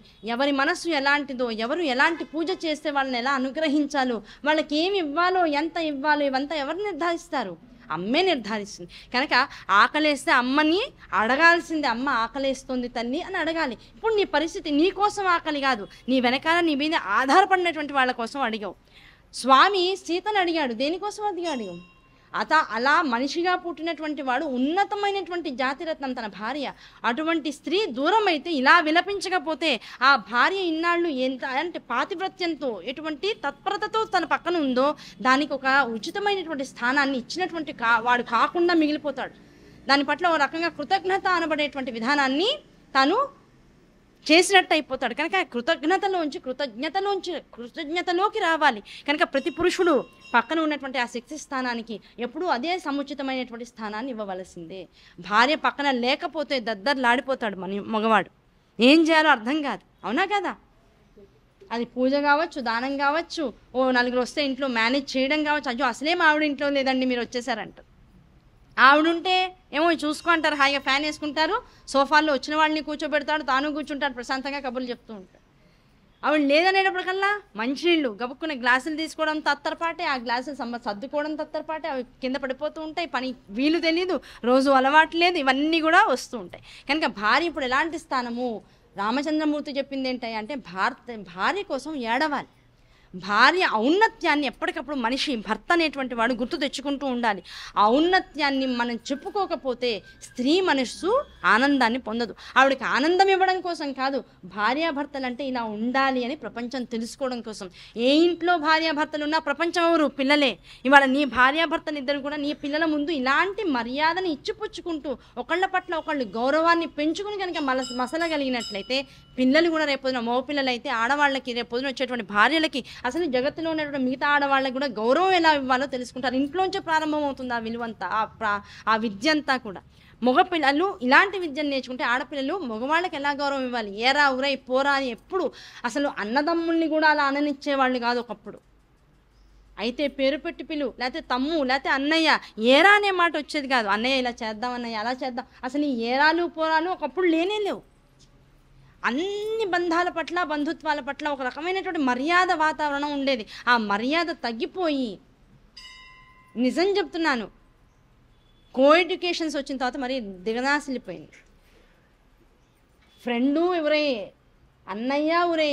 ఇంకా ఆ నయం ఏంటంటే మామగారిని, ఆ తండ్రిని మాత్రం ఉరే అనట్లేదు. ఇంకా అదొక్కటే మిగిలింది. పెళ్లి చేసుకున్నవాడు కూడా ఉరయ్యే. సరే మాస్టర్లు ముందే ఉరయ్యి. ఇంకా ఆయనకి అసలు ఇంకా పాపం అడ్డు ఆపు లేదు. ఆ గురువుకి ఎలాంటి గౌరవం ఇస్తావో అలాంటి విద్య వస్తుంది. దానివల్ల సుఖము లేదు, అవమానాలు సంక్రమిస్తూ ఉంటాయి. అవమానాలే ఇప్పుడు పిల్లలు పాపం పెద్ద పెద్ద ఉద్యోగాలని పెద్ద పెద్ద కంపెనీలో చెప్తున్నారు. ఎప్పుడు నువ్వు ఎంత అడవా చాకరీ అన్నా చేయి, ఆ ఉద్యోగం నీకు నిలుస్తుంది అనేది గ్యారంటీ లేదు. అసలు ఆ యజమాని అసలు నువ్వెవరో కూడా తెలియదు. ఒకప్పుడు మనం ఒక కార్యాలయంలో పనిచేస్తున్నాము అంటే ఆ యజమానికి తన కార్యాలయంలో ఎంతమంది పనిచేస్తున్నారో తెలిసేది. ఇప్పుడు ఏమీ లేదు, అంతా ఆన్లైన్ వ్యవహారమే. అసలు నువ్వు నీ పైన ఉన్నటువంటి అధికారిని నువ్వు నీ కళ్ళతో అసలు చూడలేవు. ఉద్యోగం అన్నా పోతుంది కానీ నువ్వు మాత్రం తెలుసుకోలేవు. ఆయనకి అసలు నువ్వు ఎంత కష్టపడుతున్నావో తెలీదు. నీ విద్యని నువ్వెంత టేక్ ఇట్ ఈజీగా చదువుకున్నావో, నీవు చేసేటువంటి ఉద్యోగంలో నువ్వు పడేటువంటి కష్టాన్ని చౌర్యం చేసేవాళ్ళు కూడా అంత టేక్ ఇట్ ఈజీగా నీ చుట్టుపక్కల బోల్డ్ మంది ఉన్నారు. నువ్వు చేసే ప్రాజెక్ట్ని ఇది నాదని చెప్పుకునే వాళ్ళు ఎక్కువైపోతున్నారు. వాళ్ళు టీమ్ లీడర్స్ అనిపించుకుంటారు, లేకపోతే ఇంకో పెద్ద పెద్ద కార్యవర్గంలో ఉన్నటువంటి వాళ్ళుగా ఉన్నారు. దానివల్ల ఏమవుతుంది? కష్టపడుతున్నారే తప్ప ఆ కష్టాన్ని నువ్వు ఇలా పడాలని నేర్పించినటువంటి గురువుకి ఏ విలువ అయితే నువ్వు ఇవ్వలేదో ఆ విలువ నీకు నీ ఉద్యోగంలోనూ లేదు, సంపాదనలోనూ లేదు, ఇంట్లోనూ లేదు. కనుక ఈ విలువ పోవడం అనేటువంటిది ఎక్కడి నుంచి మొదలైంది? నువ్వు గ్రహించేటువంటి విద్య ద్వారానే. నువ్వు ఆ విద్య ఇచ్చేటువంటి గురువుని ఎలా చూస్తున్నావు, తోటి విద్యార్థుల్ని ఎలా చూస్తున్నావు, ఇక్కడి నుంచి ప్రారంభమవుతుంటుంది. ఇది ఈ పిల్లలకి చెప్తే వీళ్ళకి అర్థం కాదు. ఆ ఉరే అని పిలుచుకోవడంలోనూ, ఏరా అని పిలుచుకోవడంలోనూ, ఇంకో రకరకాల బ్రోలు అవన్నీ అండంలో ఏమవుతుంది? అనవసరమైనటువంటి ఇంటిమసీలు పిల్లల మధ్య దగ్గరతనాలు పెరిగిపోతున్నాయి. దానివల్ల భర్తకి ఒక స్పెషల్ స్థానం అసలు ప్రపంచంలో లేనే లేదు. అందరూ అదేమంటే ఫ్రెండ్లీగా ఉంటున్నాం మమ్మీ అంటారు. ఫ్రెండ్లీగా ఉండడం ఎందుకు? దాన్ని మించి ఉండాలి భర్తతో. అది అర్థం కావట్లేదు పిల్లలకి. అది తెలియజెప్పేందుకు ఇంట్లో మనకి అవకాశాలు లేకుండా అయిపోయినాయి. దానికినే రామచంద్రమూర్తి ఏడ్చాడు అని 10 సార్లు చెప్పుకోవడం కాదు, అసలు భార్య కోసం అంత విలవిల్లాడిపోయాడు. అలాంటి విలవిల్లాడిపోతున్నటువంటి భార్య భర్తని చూసాం కనుకనే ఇప్పటికీ అప్పుడెప్పుడో త్రేతాయుగం అండి, శ్వేతవరాహ కల్పంలో ఉన్నటువంటి 28వ శ్వేతవరాహంలో త్రేతాయుగంలో శ్రీరామచంద్రమూర్తి భార్య కోసం ఏడ్చాట. అందుకనే ఇప్పటికీ పెళ్ళిళ్ళు చేస్తూ ఆ పెళ్ళిళ్ళలో ఎంత గొప్ప వ్యవహారాలు చేసినా అక్కడ శ్రీరామచంద్రమూర్తులకు సంబంధించినటువంటి ఫోటోనే వేసుకుంటున్నాం, వాళ్ళిద్దరికి సంబంధించినటువంటి శ్లోకాన్ని రాసుకుంటున్నాం. సీతారామచంద్రములాగా హ్యాపీగా ఎప్పటికీ ఉండండి అమ్మా కలిసి అని దీవించుకుంటున్నాం. అలాంటిది మొత్తం ప్రపంచానికి అందజేశాడు తన ఏడుపుతో శ్రీరామచంద్రమూర్తి. ఆనందంతో తర్వాత ముందు ఏడుస్తూ, నా భార్య ఇంత గొప్పది, నిజంగా నాతో ఇంత అందమైనటువంటి జీవితాన్ని పంచుకుంది, అసలు నాకే లోటు లేకుండా చేసుకుంది, అలాంటి భార్య నా పక్కన లేదు అనేటువంటి విషయాన్ని మొత్తం ప్రపంచానికి ఇప్పటికీ మారుమోగేలా చెప్పగలిగినటువంటి ఏకైక మగవాడు ఎవరైనా ఉన్నాడంటే పురుషోత్తముడు, ఆయన శ్రీరామచంద్రమూర్తి ఒక్కటే. ఆయన ఒక్కడి వల్ల ఇప్పటికీ, ఆ తల్లిదండ్రుల వల్ల ఇప్పటికీ పిల్లలందరం ఆయన పేరు చెప్పుకునే, అమ్మవారి పేరు చెప్పుకునే పెళ్ళిళ్ళు చేసుకుంటున్నాం. మరి మన ఇంట్లో ప్రతి ఇంట్లోనూ ఒక శ్రీరామచంద్రమూర్తి, సీతమ్మ వారు ఉందనుకో, ఆ ఇంట్లో పిల్లలందరూ వాళ్ళందరినీ చూసి బాగుపడతారు కదా. అందులో ఉమ్మడి కుటుంబాలు ఉండాలి. తాతగారు, బామ్మగారు, వాళ్ళ పిల్లలు, వాళ్ళ కడుపున పుట్టినటువంటి వాళ్ళు, వాళ్ళ పిల్లలు, మగపిల్లలు అయితే ఇంట్లోనే, ఎవరి రెక్కలు వాళ్ళకు వచ్చాక విడివిడిగా కుటుంబాలు ఏర్పాటు చేసుకుని వెళ్ళడం అనేటువంటిది సరైన పద్ధతి కాదు. దానివల్ల కుటుంబ విలువలు, అసలు భార్యాభర్తలు ఎలా మసలాలి, ఎలాంటి ధర్మాన్ని ఆచరించాలి అనేటువంటి విషయాలన్నీ కూడా పోతాయి నెమ్మదిగా. పోయాయి, ఇప్పటికే ఒక 70% మృగ్యమైపోయినాయి. ఇలాంటివి చెప్తుంటే ఆడపిల్లల కోపం కూడా వస్తుంది. ఆడపిల్లలకే చెప్పలేకపోతున్నారు. మగవాళ్ళు రెడీగానే ఉన్నారా, ఓకే, అన్నింటికీ రెడీగానే ఉన్నారు. ఆడపిల్లలు అసలు దేన్ని రిసీవ్ చేసుకోవట్లేదు. ఎందుకంటే ఆ చదువు అనేటువంటిది నిజంగా వాళ్ళల్లో ఒక రకమైనటువంటి అహంకారాన్ని పెంచేస్తుంది. అహంకారం పెరిగేటప్పటికి ఏమైపోయింది, ఇబ్బందులు కూడా అదే స్థాయిలో పడుతున్నారు. కానీ దీనివల్ల అని చెప్తే వాళ్ళు ఒప్పుకోలేకపోతున్నారు. ఏదో మరి ఎప్పుడు ఆ మార్పు వస్తుందో, మనందరం కూడా ఈ దేవి భావతాన్ని ఎప్పుడు చదువుకుంటూ ఆ తల్లే పిల్లల మనసులు మార్చాలి. మళ్ళీ సనాతన ధర్మం మళ్ళీ ప్రతి ఇంట్లోనూ విలసిల్లాలి. ఆ భార్యాభర్తల బంధం దగ్గర నుంచి ప్రతి బంధానికి విలువలు ఇవ్వగలిగేటువంటి స్థితి మనందరికీ రావాలని అమ్మవారికి నమస్కరించుకుంటూ ఇలాంటి పూజను చేయించాడట ఎవరు, నారదుల వారు శ్రీరామచంద్రమూర్తితో. కనుక అటువంటి విషయాన్ని జనమేజయుడికి వ్యాసుల వారు చెబుతూ, సౌనకాది మహర్షులందరికీ కూడా సూత మహర్షి చెబుతూ, ఈ బ్రహ్మగారు వైశ్యుడైనటువంటి సుశీలుడిగా చెప్తూ, నాయన పూజ అంటే మనసుతో చేసేది, వస్తువుతోనూ వ్యవహారంతోనూ చేసేటువంటిది కాదు. ఆ పూజ మంత్రం ఉన్నా లేకపోయినా, వస్తువు ఉన్నా లేకపోయినా, కేవలం నీ మనసులో ప్రేమ గనక ఉన్నట్లయితే, ఆ ప్రేమ ద్వారా నువ్వు ఎటువంటి ఉపచారాన్ని ఎలాంటి మంత్రంతో అయినా, అసలు ఏమీ లేకుండా మౌనంగా కూర్చుని అమ్మవారు ఎదురుకుండా పూజని ఒక పద్ధతి ప్రకారంగా చేసుకుంటూ పోయినా, దానివల్ల ఆవిడ మనస్సు ఆనందాన్ని పొందుతుంది. అటువంటి ఆనందదాయకమైనటువంటి స్థితిని ఆ పరమేశ్వరికి ఎవరమైతే ఇస్తామో, దానివల్ల మొత్తం జగత్తులన్నీ కూడా ఆనందాన్ని అనుభవించేటువంటి స్థితిని పొందుతాయి. ఇది పూజ అంటే. పూజాకల్ప విధానంలో ఇంత విషయాలు చెప్పారు. కనుక శ్రీరామచంద్రమూర్తికి నమస్కారం చేసుకుంటూ, ఒకానొక సందర్భంలో ఏమంటే ఏది ఉంటే దాంతో చేసుకోవాలి, బాగున్న తర్వాత ఇప్పుడు జనమేజయుడు అడిగాడు వ్యాస భగవానుండి, ఇంత పూజ చేయాలంటే ఈ పూజా విధానం అంతా చక్కగా తీసుకొచ్చావు, బాగుంది, మరి పూజ చేస్తున్నాను, ప్రతి వాళ్ళు చేసేవాళ్ళు ఎలా అంటారు, నేను పూజ చేశాను, ఇంత చక్కగా పూజ చేశాను, ఏదైనా ఒక వ్రతం గురించి మొత్తం అయిపోయినాయండి, అన్ని వ్రతాలు చేసేసుకున్నాం, అసలు మేము చెయ్యంది లేదు, లెక్కలు చెప్తూ ఉంటారు. ఇదా అని వాళ్ళు చేసేటువంటి విధానంలో పైగా మనకి చేసుకోవడం, మనం చేసేసుకున్నాం అనుకోవడం, మనకు అన్నీ తెలుసు అనుకోవడం ఒక పద్ధతి. ఇప్పుడు ఏదన్నా పూజకు వెళ్ళాం, లక్ష్మతున్నోమో లేకపోతే ఇంకో నోమో పాపం ఏదో కైలాసగా ఉన్నామో వాళ్ళు పిలిచారు, ఏమంటే తాంబూలం తీసుకుని వెళ్ళండి అన్నారు. ఆడికి వెళ్ళంగానే ఇదిగో ఇలా చేశారేంటి, ఇలా కాదు, ఇలా చేయాలి. ఆడికి వెళ్ళి ముందు తప్పులు వెతుకుతూ ఉంటాం. ఎక్కడికైనా ఏ వ్రతమైనా జరుగుతూ ఉంటే ఎట్టి పరిస్థితుల్లోనూ అక్కడ జరుగుతున్నటువంటి వ్యవహారంలో తప్పులు వెతికేటువంటి అధికారికత ఎవరికీ లేదు. జరుగుతున్న దాన్ని ముందు మౌనంగా జరిపించేశారు. లేదు, అవతల ఉన్నటువంటి మనుషుల మీద నీకు శ్రద్ధ ఉంది, నీ వాళ్ళు అనుకున్నావు, ముందు వాళ్ళని కలిసి అమ్మ ఇగో ఇలా చేసుకోవాలి, తెలుసు కదా మీకు అన్నీ తెలుసు, కాకపోతే ఏదో ఒక మాట ఇన్ని పనుల్లో గబుక్కుని మర్చిపోతారు, హడావిడిలో ఆ సమయానికి గబుక్కుని మీకు గుర్తురారు, మేమేమో తాంబూలం తీసుకునే సమయానికి వస్తాం, అప్పటికి పూజ అయిపోతుంది, తీరా ఎవరైనా పెద్దవాళ్ళు చూసి ఆక్షేపిస్తే మళ్ళీ మీరు బాధపడతారు, అయ్యో ఇలా చేసుకోలేకపోయా, అందుకని ముందు రోజు వచ్చి కాసేపు కూర్చుని మాట్లాడుతున్నా అని పెద్దరికంగా మాట్లాడగలగాలి.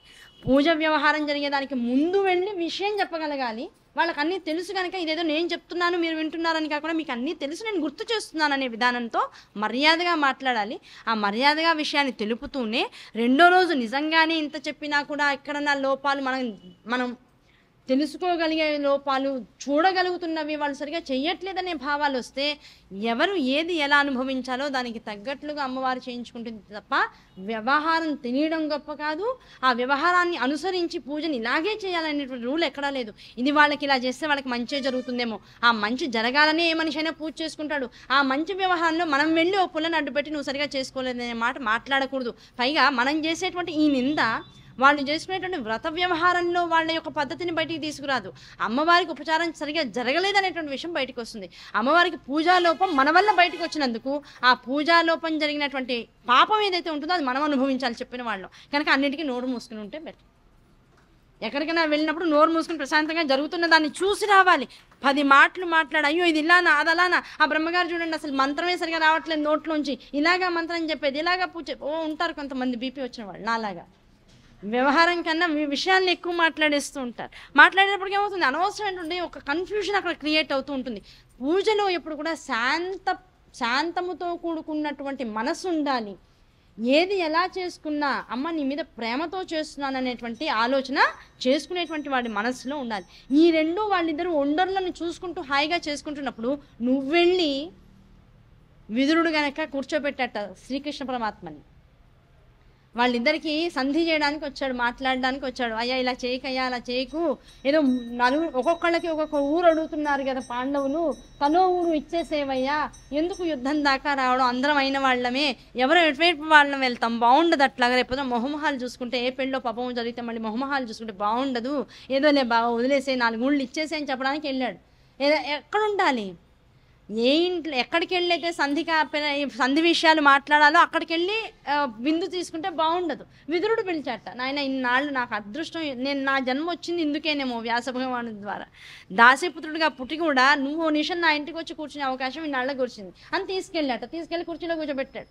అన్ని ఉపచారాలన్నీ చేస్తూ ఉన్నాడు. చేస్తున్నాను అనుకున్నాడు, స్వామిని చూసి జగ్గు పట్టుకుని ఇలాగే నుంచున్నాడు. కాళ్ళు కడగట్లా, తదేకంగా స్వామి పాదాలు కడుగుదామని పాదాల వైపు దృష్టి వెళ్తుంది, దృష్టి పాదాల మీదే నిలిచిపోతుంది. ఆ నీళ్ళు తీసి బకెట్లోనే 2 సార్లు ఇలా పోసాట. ఓహో నీళ్ళ సౌండ్ వచ్చేసి స్వామి కాళ్ళు కడిగేసాని తీసుకెళ్ళిపోయాట.